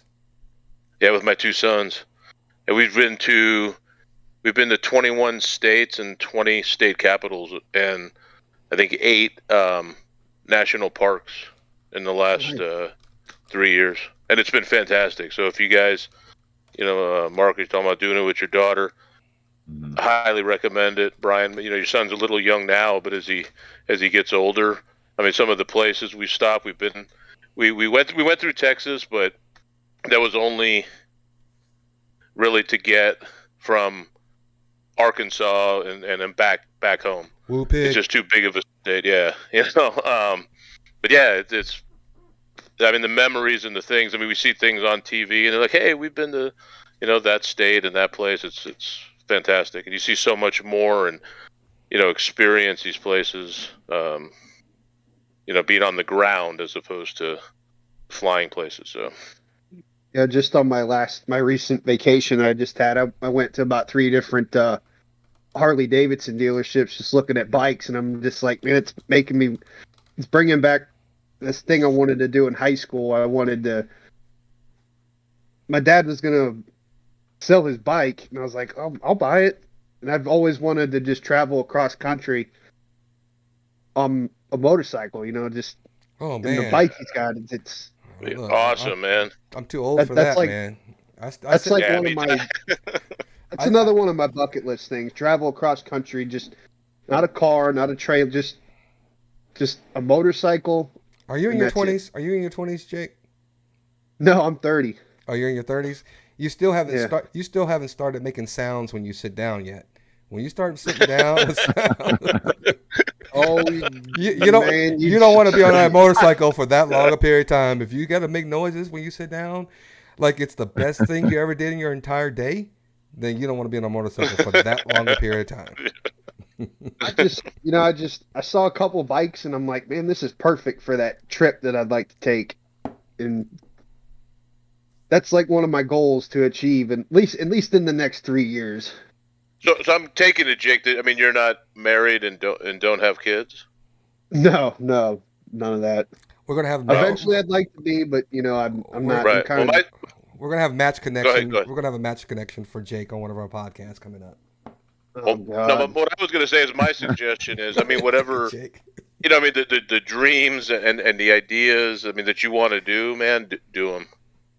Do them, because there was things that I look back on, and I don't believe in coincidences and mistakes, and I'm happy with my life and my kids and all those things. But it's what I tell my nephews, and I have a stepdaughter that's in her 20s, and I don't know if I should do it, whatever it is, because once you meet that person, once you have the job, the all those You're going to have to work around all those things. But while you have the opportunity to say, you know what, I'm going to, my nephew biked from here in California. He went all the way out in the Dakotas and all that, and he, some of the family was trying to discourage him. And he had just graduated with a philosophy degree from Berkeley, and I was like, man, go, do it, whatever you want to do it, because once you get into the work and the home life, and I'm not degrading any of that stuff, but when you have the opportunity to do it without those responsibilities, do it, because then you end up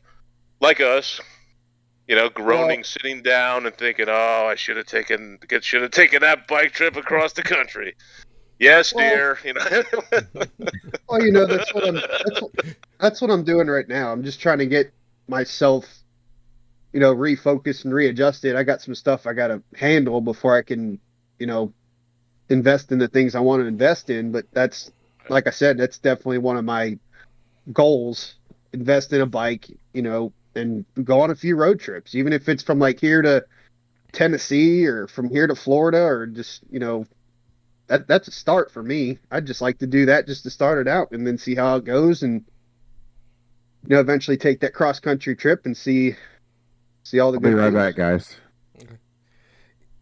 You know what's so funny about this, our podcast, that I really enjoy? I'm not saying it's funny, but I really enjoy this, is because we can start talking about something and even think that we have agendas to talk about, and then somebody will say something and you go, man, that would be great to just continue to expound upon.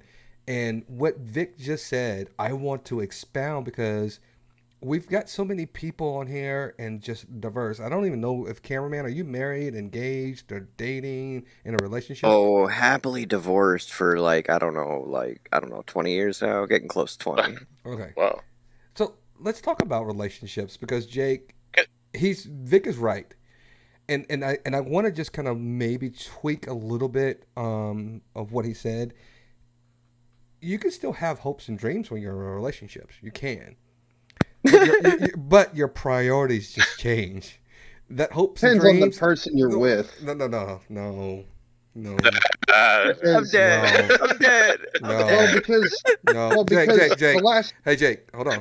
Before you start, let me just talk you off that ledge right now. It doesn't depend on who you're with. It's who everybody's with. You're gonna always have somebody who wants to support your dreams. That's great. It's great. the only reason I say that is But because you're not gonna the get last couple ones. Wait a second, Jake. Last couple ones. Wait a I've been second, in, Jake. They've kind of wait a warped my second. mind a little bit. Jake, So wait a second. Just give me a second, man. Just breathe.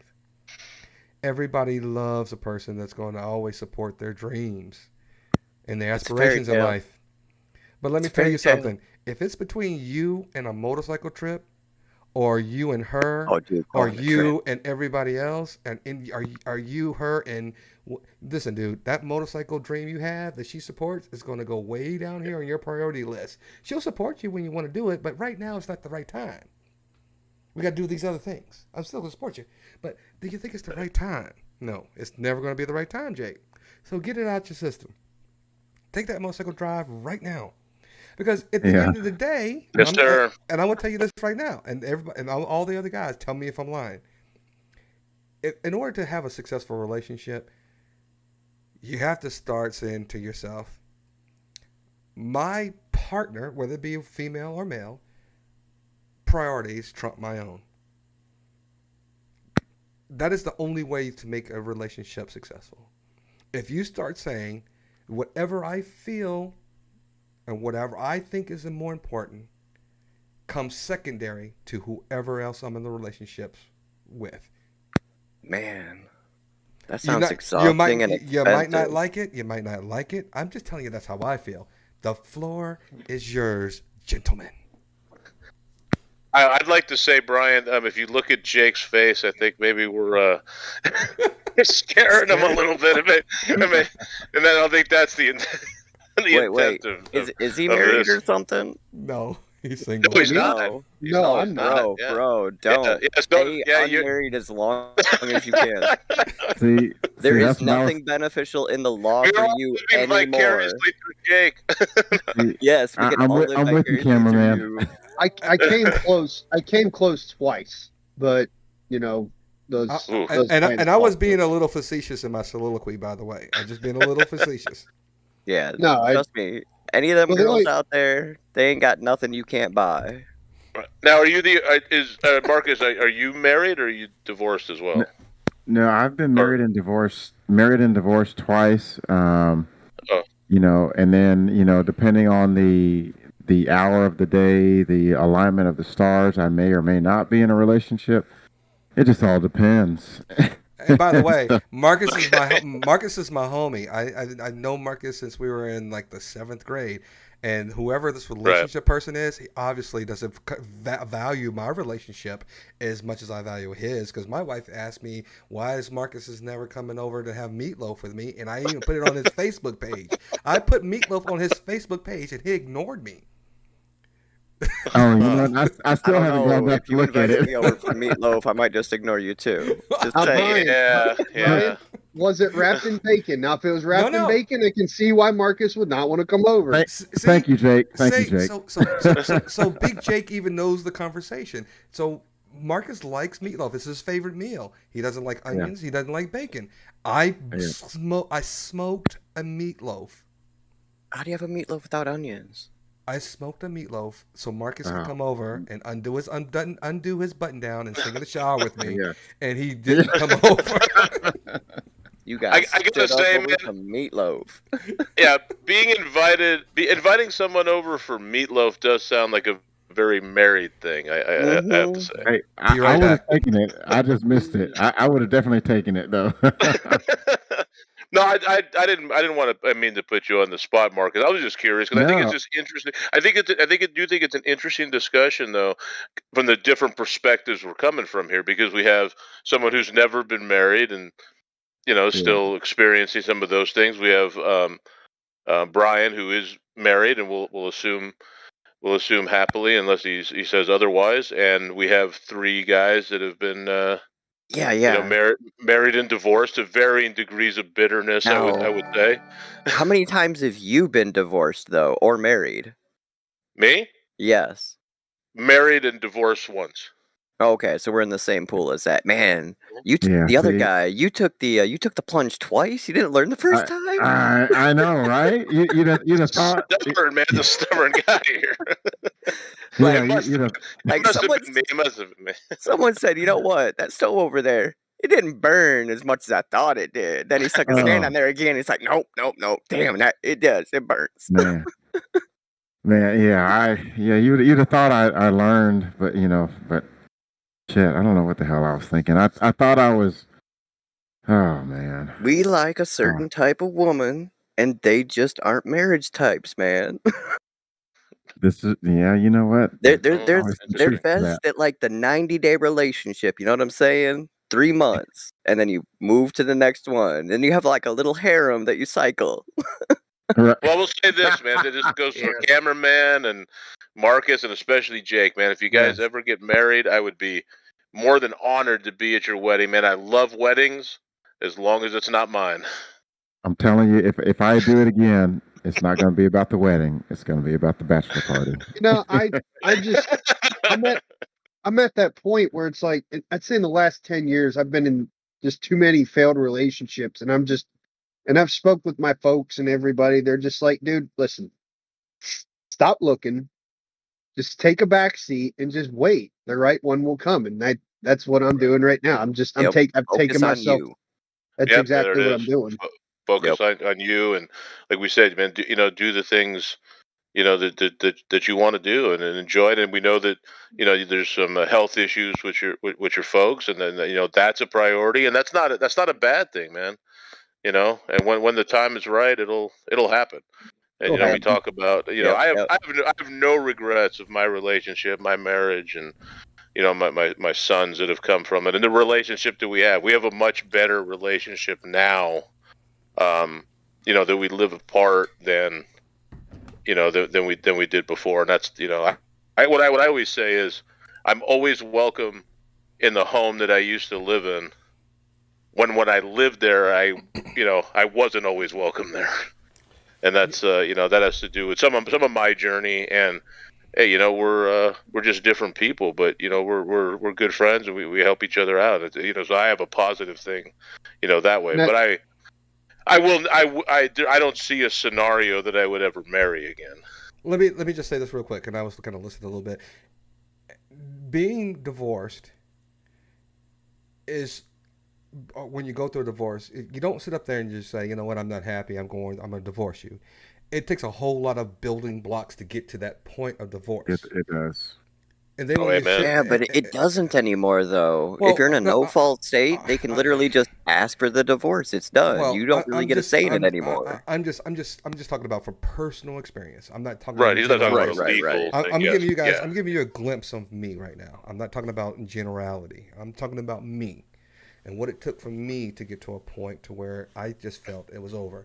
The intimacy is not the same. The decision making is not the same. It's a lot of things that take place before you go, this is just not working out. Now, Brian, you have 2 minutes to acknowledge, or you'll never know when it's coming. I promise you. I don't know what Trumper 88 is talking about. What? Wait, hold on, Brian. Are you divorced as well? Oh yeah. Maybe I did. Yeah. Oh, absolutely. Oh, I was saying that I thought We don't have anybody that's got a I must first have time misunderstood. I thought you were still married. No, I remarried. And that's why. Oh, okay. Okay, gotcha. Okay. That's why I have a 4-year-old. And let me explain something to you guys. Okay. Just gonna give you a little glimpse.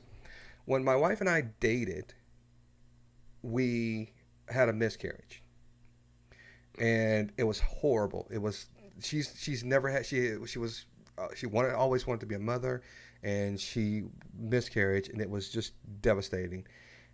I in my life at that particular time was morally defunct. I was in a place where I was divorced, and I thought I was God's gift. Seriously.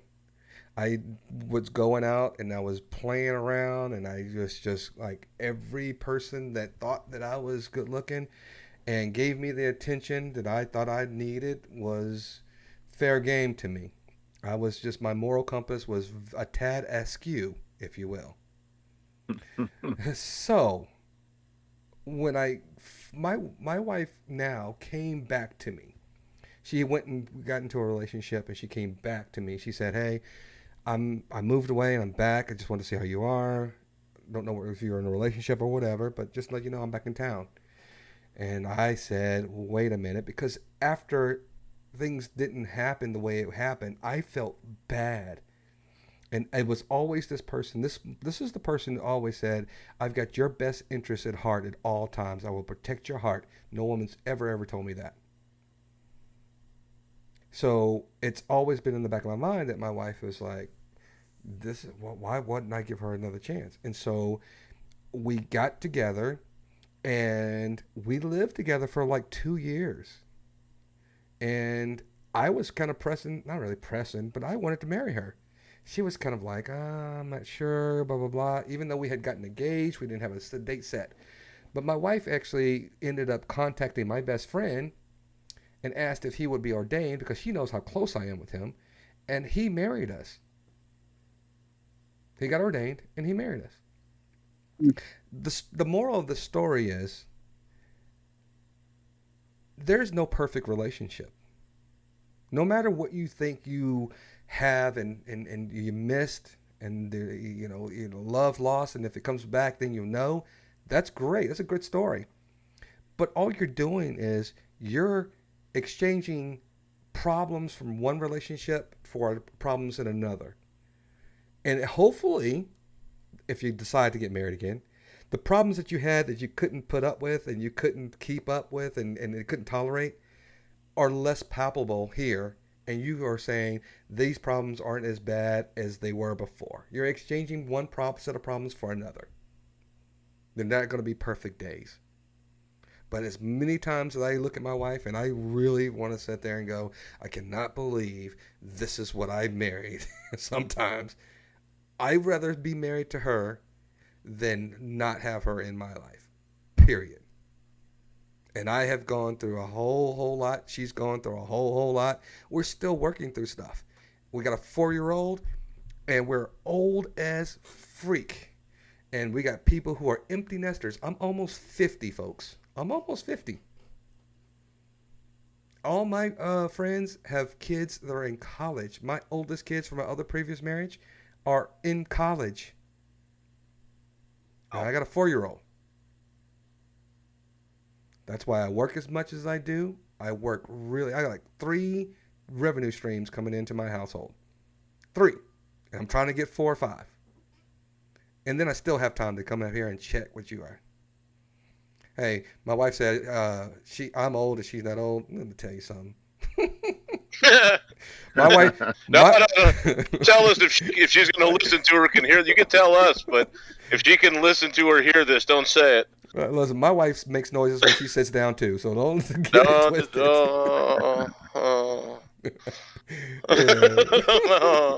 Oh man. Anyway, my wife can shovel it out as well as she can take it. So that's don't get too concerned about what we're saying about dear old wifey. Yeah, you see my ex-wife, she just couldn't take a joke. All she could take was a dick. Whoa. All right. Just Yo. saying. Hey. Wait. And to quote a Seinfeld, to do a Seinfeld quote, not that there's anything wrong with that. No. The thing wrong with it is that It wasn't your dick. Everybody but me. I would just like to point out, and I know she had a headache and everything, but Megan, you left the panel, and look where we've gone. I know. Look where we've gone. Look what's happened here from January 6th, the climate to... It's like the good witch of the West Jake, left. never get married. I'm here Gonna be now. talking about their wives and ex-wives and holy smokes! Don't you just Well, love Drinks and Discussions? I was going to say something to Liz and Ginger in the chat real quick. They were talking about they like Italian food. Give me that every day, all day. So whenever Ginger, you and Liz, whenever y'all are cooking up, if y'all need a third person, let me know. I'm there. I love Italian food. You know what? That's one of the subject matters that we have not talked about on Drinks and Discussions is food. And even though Marcus will ignore my meatloaf post on Drinks and Discussions, I need to go back and find it. you gotta at least see it. I mean, I think most people even saw a picture of it on here. You gotta look at the post and see how beautiful it was. And then I post a lot of foodies pictures on my Facebook page. I use Facebook for 2 things: my food and my kid. That's it. Well, I'll say this, man. If the next time that I am in Texas, I'll come by and have meatloaf with you guys. Absolutely. I'm inviting myself. I'll come by for. But in all seriousness, though, just and before we get into something else, we were talking about the traveling, and we're talking about the panel itself. I've in the last week specifically, I've kind of gotten away from the YouTube stuff. I mean, there's certain rooms and channels that I don't go to anymore at all. But personal choice. But I do. I do respect you, Brian in particular, and Marcus, and what you guys do here. And that's why I come. And I was even thinking about it's going to be restreamed in all these places, and people are going to. I said, you know what? I'm not even going to go that direction, man, because I enjoy the time I spend with you guys. And anybody that's up on the panel right now, if you guys ever make it out to California on your bike or on a road trip or what have you, man. Let me know. It's a big state, but if you guys are anywhere near me, I'd be more than honored to meet any one of you guys. I have I'm married. I am married to by way of the UK, California girl. Oh, okay. What part of California? Because it's Orange County. Okay, that's down south, right on.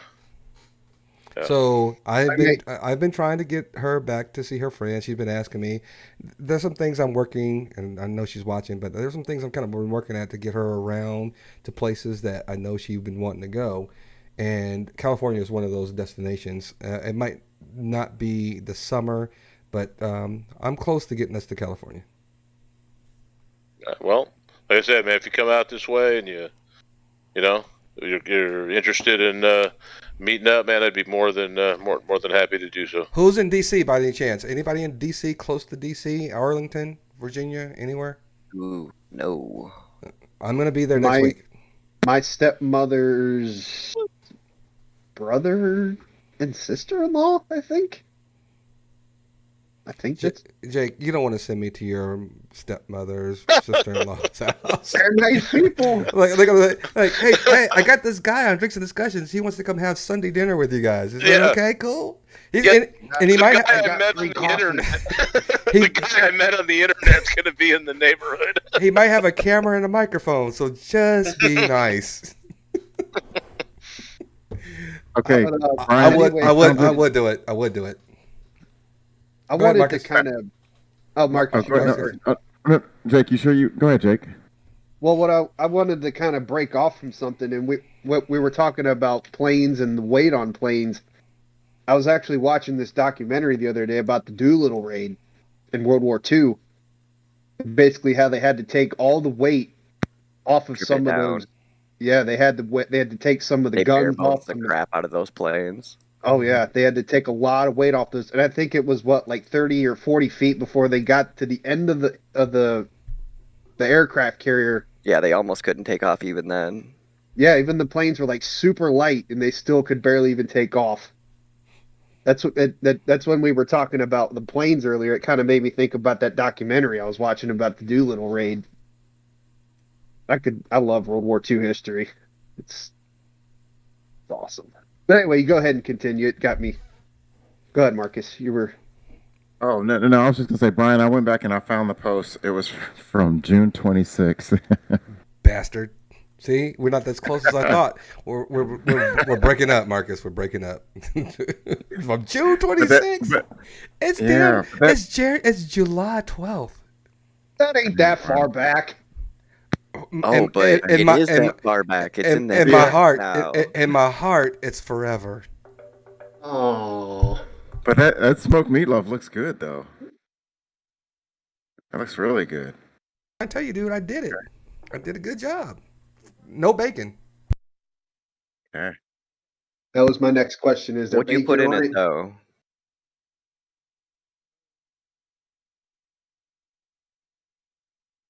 Uh-oh, did we lose? No, everybody went quiet. You didn't lose me. Look, I got somebody on my for my business that I had got to do some things, so I'm still talking to you guys. So I put in sage, salt and pepper, onion powder, and some other stuff. I want to give you all my recipe in. And come on. And then I put tomato sauce in the mixture, and then I put and then I put cheese in the mixture. So the meatloaf is almost like a cheeseburger meatloaf. Right. And then I smoke it, and right before I'm done smoking it, I put a little ketchup on top, just to get the ketchupy taste on top for the crust. Then I smoke it for another hour or so. And then when I pull it off, it's good, man. It's so good. Tell you one thing you should add into the mixture. What my dad does when we're like mixing all the stuff together is that Hidden Valley ranch powder. Ranch dressing. Yeah, well, not the dressing, just the powder itself. Yeah, the powder stuff. The powder mix. Yeah, that's good to add into the mixture as well to kind of give it a little bit of a replace the cheese with that. Use that as an alternative. If you didn't want to use the cheese. I use that. Listen, I'm not going to try to give it away because when I tell you I'm making a cheeseburger meatloaf, I use that ranch dressing mix in my burgers. Yeah, that's good stuff right there. It's really good. We also use crumbled Cheez-Its sometimes to add into the mixture. That's good we'll do that sometimes. Crumble what? Cheez-Its. Crackers. Really? Yeah. We'll crumble up Cheez-Its and we'll throw them into the mixture along with it. You don't never see no meatloaf recipes where you take like a whole sleeve of crackers, crush them down, and mix it with the meat? Not at all. Yeah, it makes more. Not bad. Yeah. Yeah, I don't want to give away the whole recipe. Those are just a couple of the top 2 ingredients that we use. Now, chili, on the other hand, we want to talk about making chili. Man, we made a good good venison. Now we chili look, Vic. I'm talking to you right now. Now we've really sunk into a new low. We have talked about Trump. We've been talked about climate change. We've talked about the airlines, air travel, relationships, and now we're talking about food. We are 5 guys talking about food. What in the world? Meatloaf recipes. More specifically, meatloaf recipes. Oh my gosh! I literally could show you guys some things that I've been posting. Actually, I will. I'm going to show you things that I have posted on my Facebook channel only. And I want you guys to tell me your honest opinion, because I find myself to be a culinary expert that has no training nor any idea what I'm doing, but I love to cook. I just do. I love it. I love it. Love it. Love it. And I love to cook, but like it's just me living here. So if I'm cooking a big meal, it's just I'm eating leftovers for like a week, and so it's like I don't. Yeah, same for me over here. My meatloaf lasts me like Monday through Friday. Friday meatloaf is kind of it works. That's a dilemma, right? Yeah. Right, and I love to cook, but it's like I would like to have someone to cook for, not just me. No, for me. You almost had it. For me. I don't want no one to cook for me. I'm too independent. This right here is my cheese enchiladas, or it's a cheese taco lasagna. It actually looks pretty good. It's great. It was great. I made that myself, and that wasn't on the grill. I could cook inside and outside. That wasn't on the grill. That was inside. My sister makes something similar to that, but it's called a spaghetti bake. Has anybody ever done that before? I have done a spaghetti bake. Yeah, basically. For those who don't know, spaghetti bake, it's kind of like making a lasagna. You put your spaghetti in, you put your sauce, you put a whole bunch of cheese on top, put it in the oven, bake it for a while. Then you can cut it in like big pieces. That's a spaghetti. Now, let me show you what Mr. Marcus missed out on that I smoked. Oh, boy. Let's see here. Can you see that? Yeah, that's it. That's the meatloaf you made? That's the meatloaf I smoked on the grill. It's on the smoker. On the smoker. Dude. Man, give me some of that. Oh, I got one more. One more. I'm tell you guys. This is my burger that I put on my smoker as well.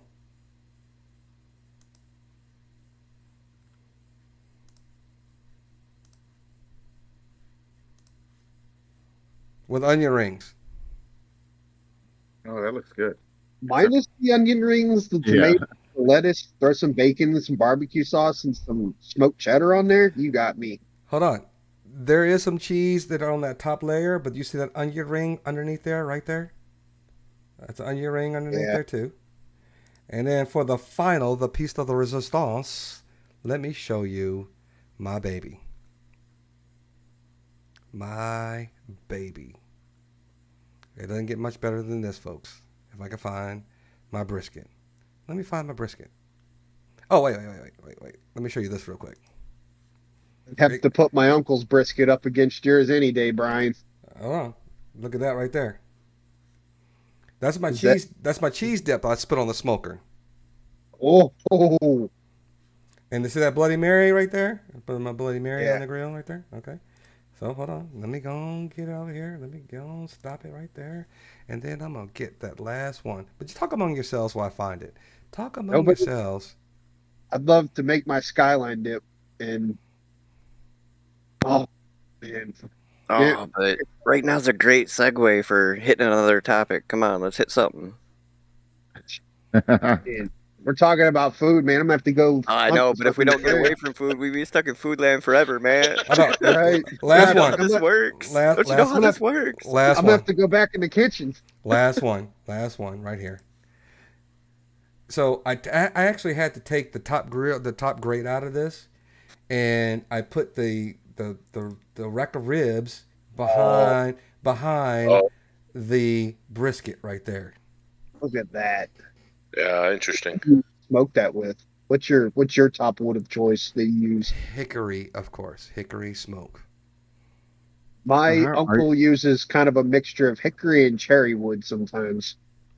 If I'm doing, it depends on the meat. If I'm doing seafood, the cherry would be okay. If I'm doing um, the beef, I'll do apple and a hickory kind of a blend as well. But I'm more because hickory will burn faster, but it also gives you more flavor. Um, Yep. but I actually I'll like an apple or a hickory or even pecan. Pecan wood is good too for beef. Flaky Jake Cotton asking shells are for good too. chicken fried steak. Man, if anybody can do a good chicken, I'm with her on that chicken Oh fried. yeah, give me some chicken Can, fried steak too. Oh my gosh, yes. and I'll tell you what, chicken fried steak with some sausage gravy on there. Whoa, Ooh, you had me at chicken fried steak nice and big. Salisbury steak. Oh, and Salisbury steak too. Oh my I grew gosh, up on Salisbury steak, man. I could do either one of those too. you can make them, Marcus. No. I can eat them. So if you gonna make them, I can eat them. Now seafood, yeah, count me out. No seafood. You don't like it? Nope. Interesting. All right. Well, okay, hold on. I'm gonna tell you guys this real quick. I am I going like to make. fried shrimp. I'm gonna make a. I'm gonna Okay, make. I'm gonna make a chicken fried steak for you guys. I'm gonna put I'm it holding on, you to. and I'm gonna put it on the live chat. I'm holding you to that. Done deal. That's it. I'm trying to tell you. And I retract my statement. I can't say I don't fully not like seafood. There's a good place down the street from here that has some pretty good fried shrimp. Popcorn shrimp, but it's still shrimp nonetheless, but it's pretty good. So I retract that statement. I think I could barbecue up some salmon that might intrigue you.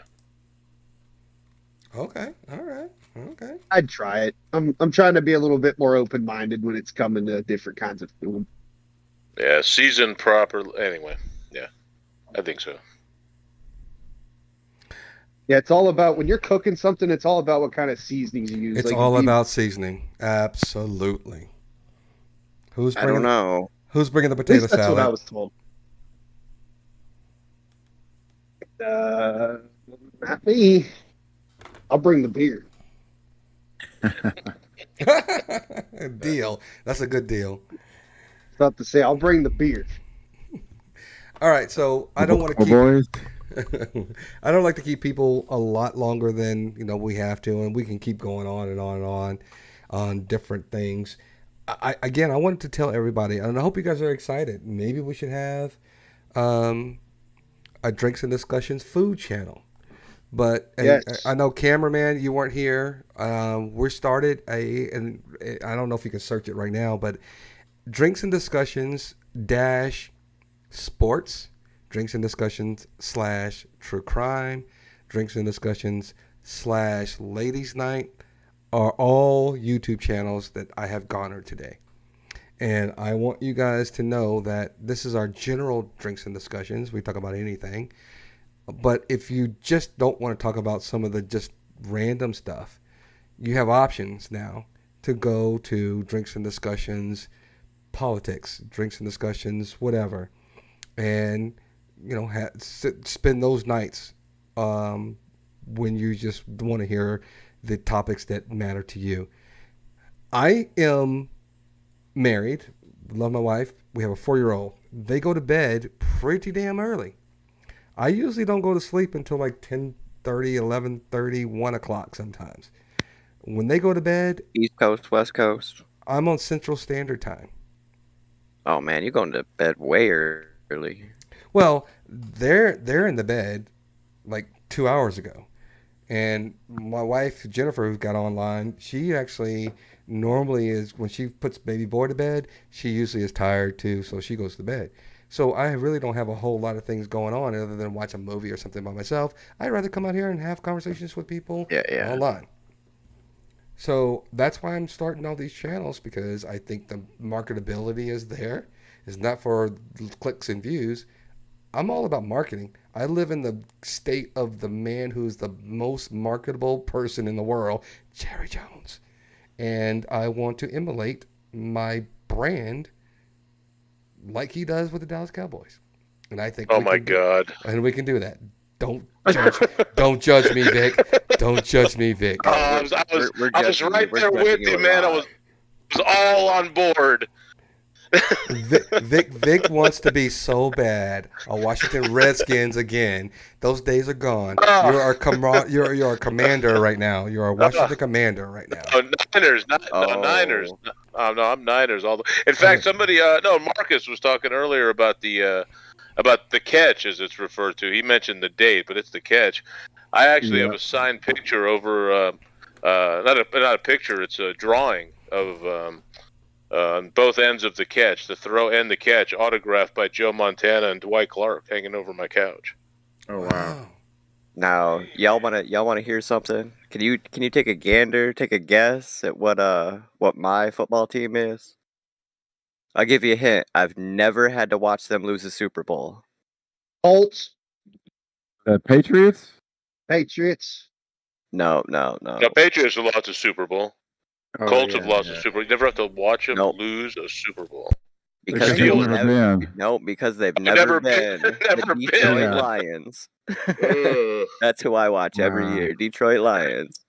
Well, you know me, Cincinnati. I gotta watch the Bengals, baby. Who day? Yeah, there we go. All right, so let's do it. Listen, we will talk about the Super Bowl when the Dallas Cowboys play in it this year. I don't know. I think they're gonna be watching it with the Lions. I'm still pretty pissed off about the recent Super Bowl, man. We almost had that game. We were so close. It was just ripped out right from under us. Something's happened. I'm getting some feedback. Is that me? I don't know. That's not me. I don't hear nothing. Oh no, I don't. No. Yeah, I don't hear it now. But anyway, if we're going to wait to talk football until the Cowboys make the Super Bowl, Jake's maybe the only one living by that time. I never thought in my lifetime that I would ever see the Bengals go to the Super Bowl, though. I was kind of surprised when I hear that we were winning that many games, and it's like we won the last playoff game. And I was like, shit, we're going to the Super Bowl. Because I think the last time the Bengals went to the Super Bowl was when Anthony Munoz was still playing with them. I think that was, 1990. And who'd they lose to? Steelers. 49ers. The 49ers, not the Steelers. Yeah, the two times the Bengals had made it to the Super Bowl, they lost to the 49ers. One of them was a year. Yeah, right. It's for longtime Bengals fans, I think they were probably sweating. Oh man, we're gonna go again, and it's gonna be the Niners again. Well, I actually did. The Bengals didn't play that weekend, but I did watch that last Niners game, and they were right there on the dime too. But then the rug just got pulled out from under them. I was like, my God, they're going to be playing the 49ers. I was like, that's called Jimmy Garoppolo. That's what that rug's called. Yeah. I'll tell you what, though, Joe Burrow's a hell of a quarterback, man. He's got. Amen. That guy's a hell of a quarterback. He's got a hell of an arm, but he gets sacked an awful lot. Yeah. But that one game he got sacked 9 times and they won, or 10 times? It was some crazy stat. Yeah, it was the game against Tennessee. He got sacked 9 times in the first half. The NFL is rigged. But he was undefeated when he was playing for LSU, though. I just threw that out there. I just threw that out there. I just being funny. So let me ask you. It is rigged, though. It's pay to win. Oh, yeah. No, in all seriousness, you're talking about doing these different types of drinks and discussion panels, like different nights of the week. Is that what I'm to understand? Absolutely, different nights of the week. Tuesday will be the general discussions. Wednesday is going to be sports. Thursday is ladies' night. Or we can take that to Wednesday. It's ladies' night. Oh, Marcus, I told you. Marcus is going to start singing. I told you guys. What about karaoke? How about karaoke night? You guys get a karaoke night. I'm in for that. Yeah. I'm in for that. Me and Marcus could do some Ebony and Ivory on karaoke. Yeah, there you go. Big Nobody Jake on wants to see guitar. that. Oh, Jake! Oh, yeah. Oh, snap! Hey, can we do it? Yeah, we can do a rendition of Ebony and Ivory with Jake on the electric guitar. I want to do Jake. Beautiful, yeah. Jake, give us some Journey. She was a small town girl. Journey. Living in a lonely world. Yeah. Come on. She Can you took play the Wheel in midnight train the Sky? anywhere. Come on, that's Man, Journey. What the hell kind of music do you think I listen to? Journey's like the best rock group in all of history. Good music. There you go. Good From music. San Jake. Francisco, baby. Like Actually back when got music used to be good. It was a clear and bright night, a dark bright moon. Warren G. He's trying to singing Warren G. consume. He's singing Warren G. Oh, yes. That's not the words. I know it. That's not the words. I add. Well, I can tell you this: the next stop, the East Side Motel. Oh, we Look all at know Vic. it. Everybody knows it. So I got a funny story. So Marcus and I have been, and we will be back to Uncorked and host back at Uncorked. So that's the place that we used to do our podcast. But on other nights, they have right where we do our podcast, they actually have performers that come up there.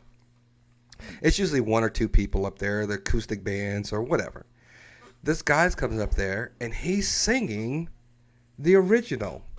I can't forget. I will never. Michael Sambola. It's not Michael Sambola. Who is it? Michael McDonald. Michael McDonald. Michael McDonald. And he's singing that song. And me and my friend Tim, who is the biggest jackass I've ever met in my life, as we're drinking, he goes, "That's Warren G. You should go up there and sing Warren G. while he's playing that song."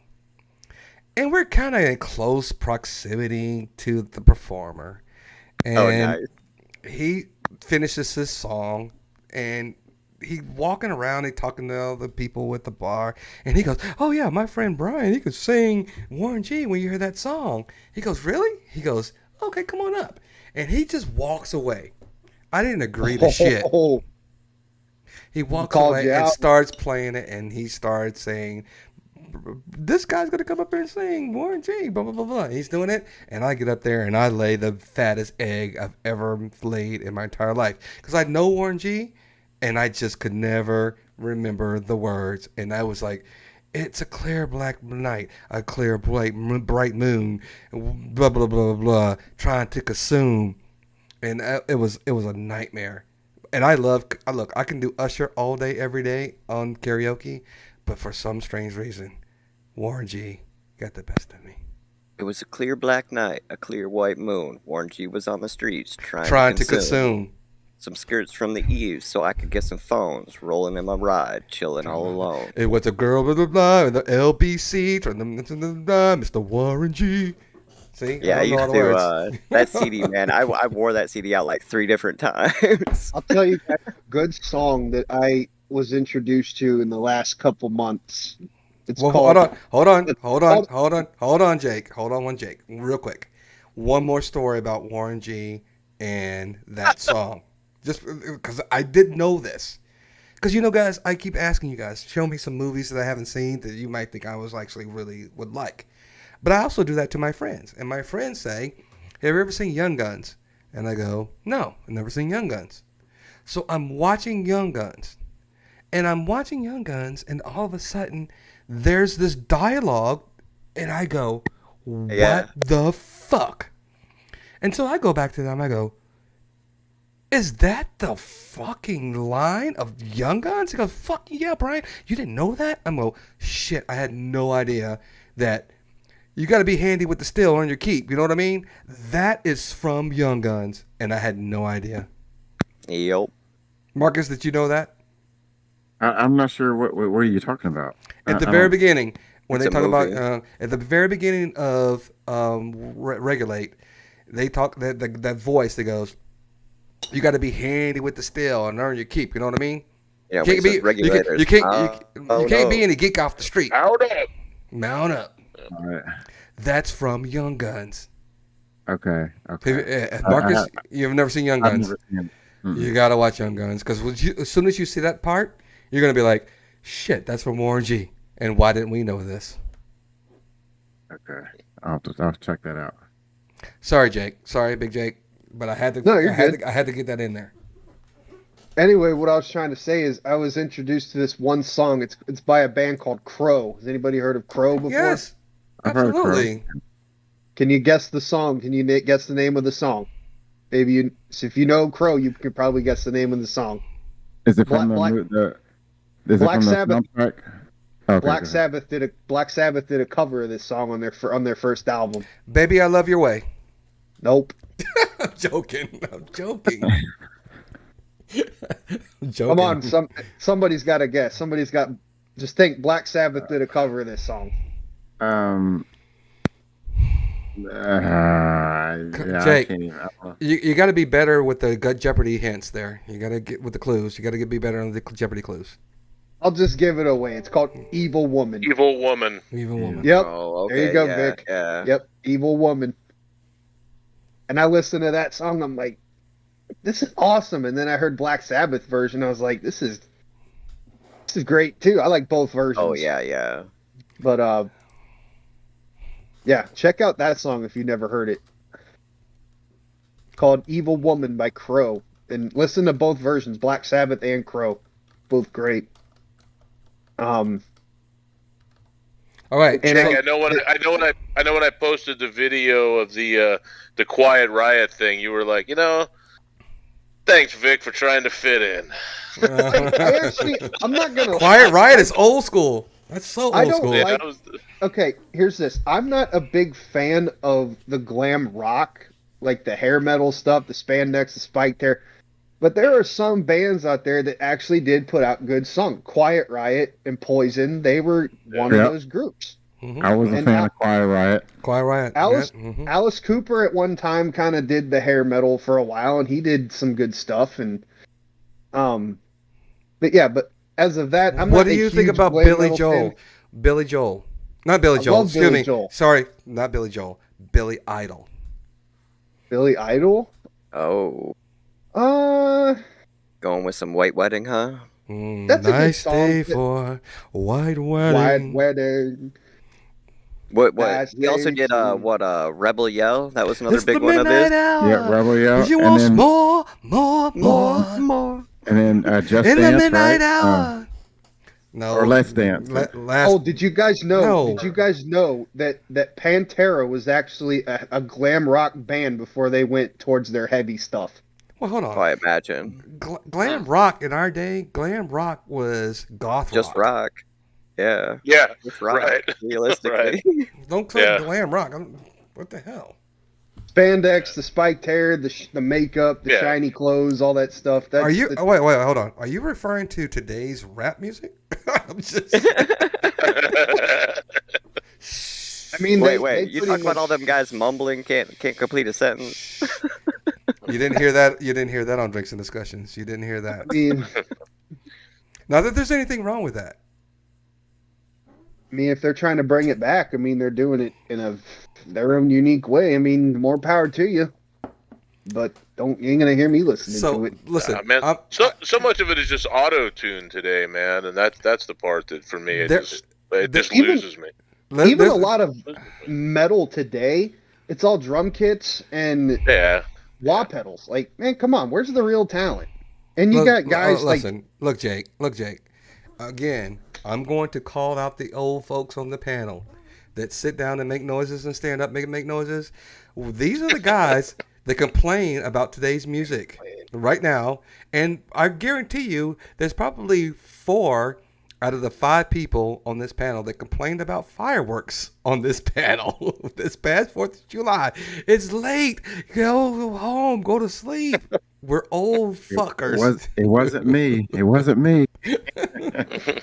Oh, when I got home the other night, there was people letting off fireworks at 1:00 in the morning. I'm yelling at them like, dude, it's 1 in the morning. Knock that shit off. And they're like, See, fuck you. Jake is one of the 4. Now, Jake, as far as I was trying to sleep, but go ahead, cameraman. I'm sorry. Oh, you're good. You're good. No, as far as you're wanting to know where the current talent is and all of that, it's on YouTube, man. It's on the internet. It's interesting. On the independent stuff, absolutely, I agree with you there too. Here's what gets me. Like, you guys know that Catch Me Outside chick, right? Yeah. Her music is absolute dog shit. Yes. But then I didn't know she was making music.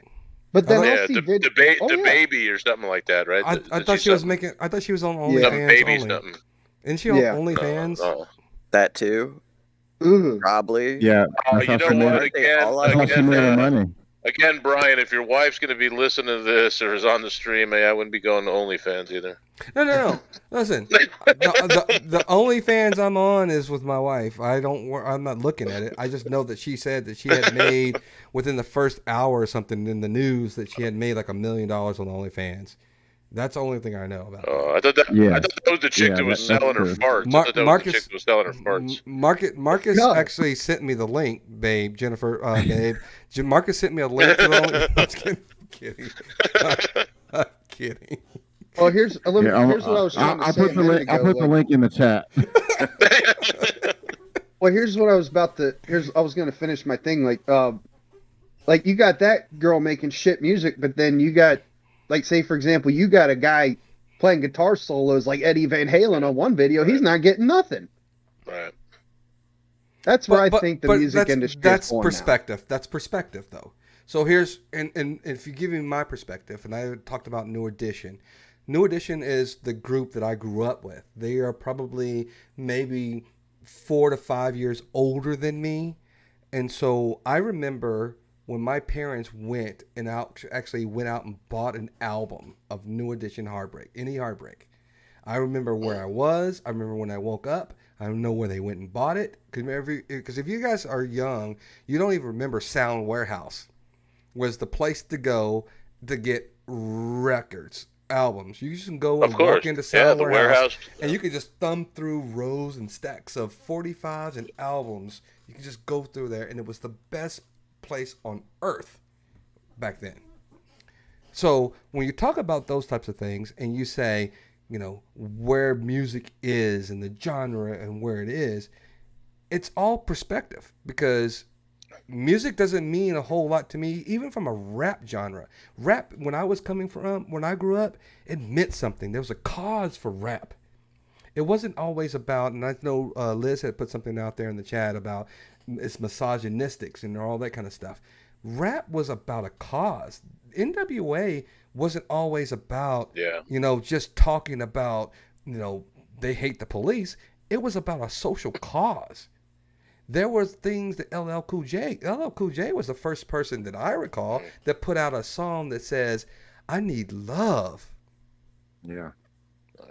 When I'm alone in my room, sometimes I stare at the wall, and in the back of my mind, I hear my conscience call, telling me I need a girl who is sweet as a dove for the first time in my life. The first time in my life, I need love. Come on, we should hashtag LL Cool J on Drinks and Discussions. All I'm hearing is that boy was definitely raised by his mama. Say this. He was. And still married to the same person that he actually was going through, I think, high school. He's still married to the same person. Well, you know the story about when he was discovered? Speaking of his mama? Mm-mm. And how he was sending back then, demo tape mixtapes to Rick Rubin. Yeah. And Rick Rubin called called him at his place, and he came home, and his mom was like, "Hey, somebody was trying to get a hold of you earlier, and I don't know, it was Rubin somebody." And he's like, "Oh, I don't know who that is." And there was kind of this back and forth, and she's like, "Oh yeah, I got it written down here. It's Rick Rubin." And he freaked out, and that's how everything got going, and then nice. calling, calling. The mom was like, "I don't know, it's this Rubin guy was looking for you," and he's like, "I don't know who that is," and it was Rick Rubin. If you guys ever see, he's the producer, right? The music producer. He did Red Hot Chili Peppers and everybody. Him and Terry Beastie Boys. Terry Date are like the top two. So Rick Rubin, by the way, is the probably untapped secret of all of hip hop. Yeah. And let me tell you something. And let me tell you something. If you saw Rick Rubin today, you would probably be like, "What the fuck?" He's got like this beard, like Jesus. He's a roly-poly kind of a white guy. He's a roly-poly. Like a cave. He's got like he wears Birkenstocks. Yep. And he's notoriously known for making some of the biggest hits of all the 80s, 90s. He discovered Run DMC. And then Run DMC and they're talking about Russell Simmons. Russell Simmons and Rick Rubin are on the same level when they're discovering hip hop acts in the 80s and the 90s. And I believe they even started doing it even in the 2000s. Maybe not as popular as today, but I think they're still turning out hits that you just don't know that they're doing it. I believe what's that Eminem song? Lose Yourself. You gotta go kick it. You gotta quick it. That's Rick Rubin. I know another good music producer out there is his name's Terry Date. Terry Date's another good music producer. He did a lot of work with like Pantera and Slipknot and stuff like that. And so did Rick Rubin. I even was watching this thing about Slipknot, and that Corey Taylor said he would never work with Rick Rubin again. Well, isn't Slipknot the racist people? No, they're not. No. What's the ones of Slipknot? I'm sorry if I'm mistaking them for Slipknot. There was another band that's around like in that Slipknot era that were the racist people. I have no idea who you're talking Good. about. I'm glad you didn't know it. If you guys sat there and said, "Oh yeah," I'm just running through my head like, was there anybody that was like overtly racist that I'm just not thinking about? Like, yeah, I was thinking that too. I'm like, who's he talking about? I was like, I know it's not Slipknot because I listened to Slipknot since like the Iowa days. Oh, come on. But anyway, as I was saying, speed metal and or just grudge band. Somebody in the chat, please tell me it's not Slipknot. It was another racist overtly band. Racist. From like the mid 90s, yes, 90s era. Yes. Are you thinking of like Mudvayne or something? No, it starts with an S. Mudvayne wasn't racist. I know they weren't, but with the way that they dressed up and stuff, I can see how that may have come across. You know what I'm saying? Yeah. Who the hell? It starts with an S. I think it starts with an S. What was the Sputnik? Not time span they were in? Sputnik. It's not Sputnik. What the fuck? I'm gonna look it up too. I'm gonna look it up. You be listening to totally different music than me, man. I was gonna say Stone Temple Pilots, but no, they're a grunge band. Yeah, they're a grunge band. Starts with an S. I'm guessing it started with an S, and there's a lot of Jesus. I mean, what's the Google machine say? There's a lot of bands around. Like there's a lot of bands. You go ahead and search racist bands from the 90s, so it's not in my search history. The FBI is knocking at my door right now. Hold on. Sorry. A lot of people thought that, Pantera at a time was racist because Dimebag was the Great Southern Trendkill. This one was a popular one. Wow. Damn it, it's not Slipknot. No, it ain't Slipknot. No. I've listened to a lot of Slipknot. By the way, Slipknot, if you ever come across Drinks and Discussions, I apologize to you. I am not trying to make you we just some dudes talking out our ass. Yeah, and that was a Freudian slip. I apologize to you. You guys are great rock band. You're pioneers of what you did. So please. Oh, dude, Wait and Bleed is so great. Man, you've got my head spinning now. I'm trying to think of this. I don't know. Jesus, I'm gonna find it before I leave tonight. I'm starting to think maybe this is just your thing, Brian. No, maybe you just misinterpreted a band as being completely racist or something. Yeah, I'm drawing blanks here with that one. I mean, unless you're going way back to the the 30s, to the grunge rock of the German 30s. All I'm gonna say is I love you all because no one has the answer. I love you You throw all. a guess out there. Nobody has the answer. The Sex Pistols. Crybaby Trump is saying they wore a pig mask. No. Do you remember a band that wore a pig mask at all? I don't remember. I don't think that's it. It's gonna be some of the ska stuff might have been. No, it's not that. Like that, but I don't know. Well, ska was known for singing about touchy subjects here and there. Context could be taken out of Yeah, but anything mainstream, I don't know. I don't either. What is it? It wasn't necessarily mainstream. It was the people who were. Let's see, Google Machine Band.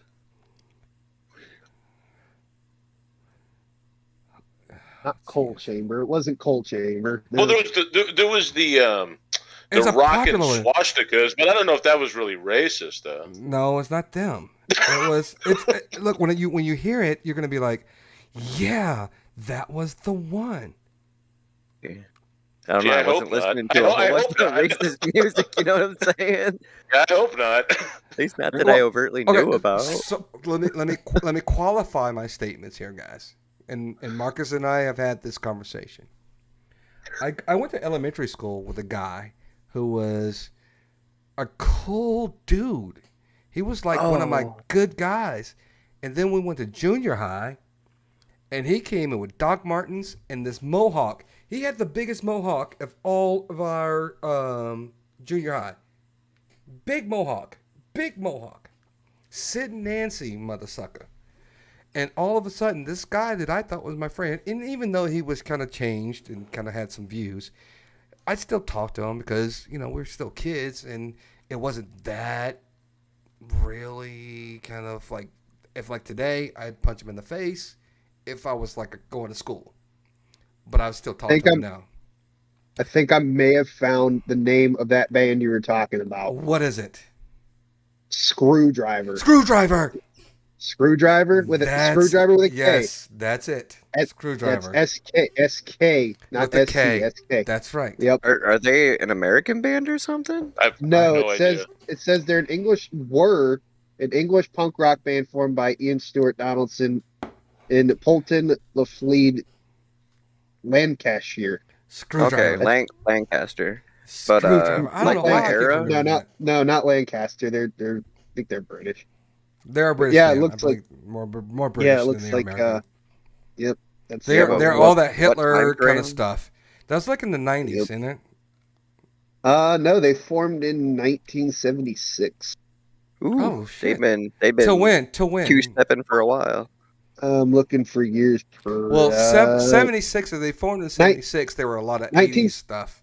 1976 to about 1993. That's when they.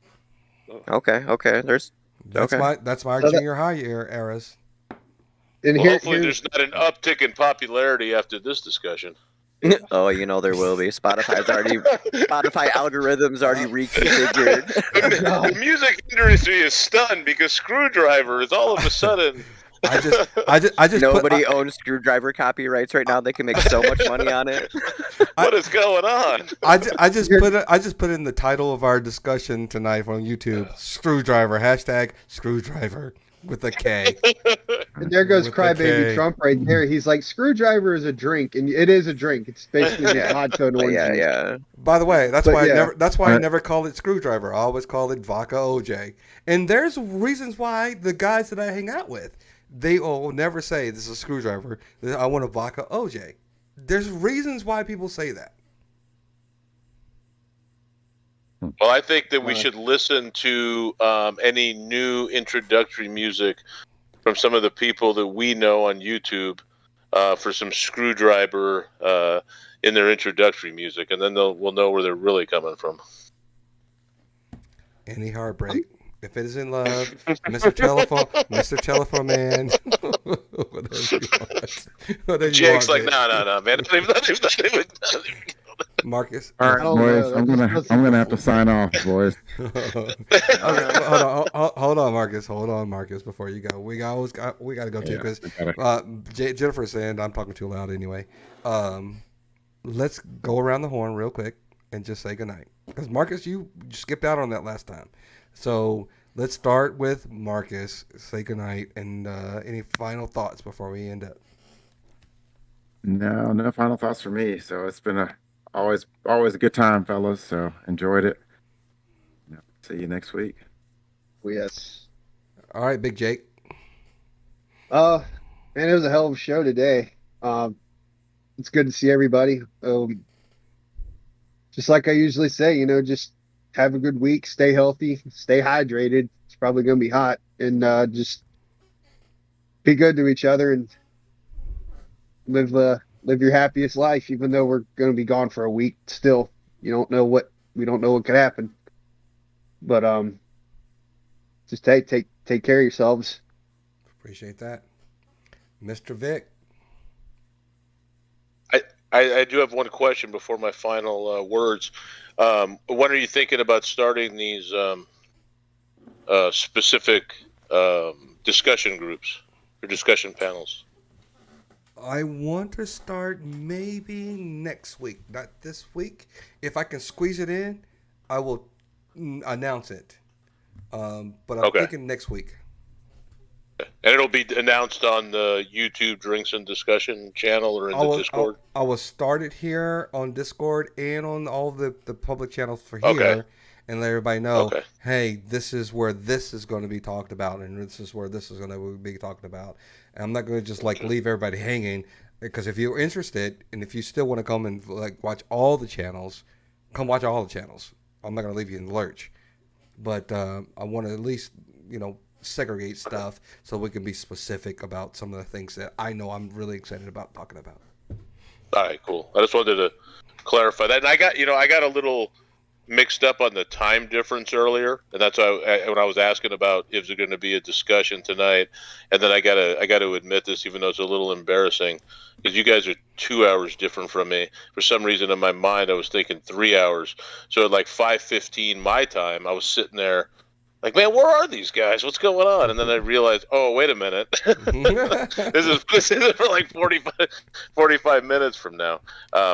Anyhow, that being said, we are Central Standard Time, by the way. The 2 hours. Anytime we are on Central Standard Time. Anyway, I had a great time with you guys. Always, appreciate the back and forth. We had some laughs tonight. And that's always a good thing. So I'm just going to leave it with this. The reason you see love in people's eyes is because you're beginning to love them. The love that we see in their eyes is a reflection of our own love. We have got to love to be loved. Amen. With that, be well until next time, guys. Amen to that, brother. Amen. Deserve it. Cameraman, what say you, sir? Oh, not a whole lot. Definitely looking forward to the more specified groups as far as what we're talking about in that. Okay. But other than that, no, nothing really. Marcus, did I already go to you? Yeah, you did. Mm-hmm. Oh, okay. All right. So I just want to tell everybody, please watch out for Drinks and Discussions Sports, Drinks and Discussions Political, Drinks and Discussions Ladies Night, Drinks and Discussions, what else was it? True crime. True crime. And so we're not going to always put everything on this one channel. We're going to actually market this thing and break it out to different specific channels so that you guys can watch channels. And they're not going to always be live. There might be some things that we pre-record, and then we're going to actually put them on there, and you guys can actually watch them and then have your feedback, and then we'll still do some live episodes on theirs. But I'm really trying to work on just the broadcasting aspect of YouTube and being more of a content creator than just being a live creator. That's just where my mind is as a business owner. I'm just always trying to, it's not always about monetizing. It's just trying to build a brand, and I'm always about that branding. So we're not, again, if you're here because you came and saw us with other channels, we're not about those channels. We're just doing other things with our channel. So thank you, everybody. Ginger, Mr. B, Fernando, all the other people that were in the chat. Megan, I appreciate you with your headache that you came on and you wanted to participate as long as you could. Flaky Jakey, which was Liz, and everyone else. There's too many to name because I can't go back on the chat. They're going to go up in there. From Big Jake, Vic Ferrari, cameraman, Marcus, I'm Brian, and Megan. Thank you for spending your Tuesday evening with us, and I really appreciate this so much. There might even be a Drinks and Discussions cooking channel. Stay tuned for those things as well. So if you want to participate, if there's some ideas that you would like us to talk about or some topics that you'd like for us to talk about, please let us know on the stream when you rewatch it. There are comments that are still open. I appreciate every one of you guys, and you don't have to be here, but I appreciate you for being here. For all these guys that you see on the screen, we are Drinks and Discussions, and we appreciate you guys. Good night.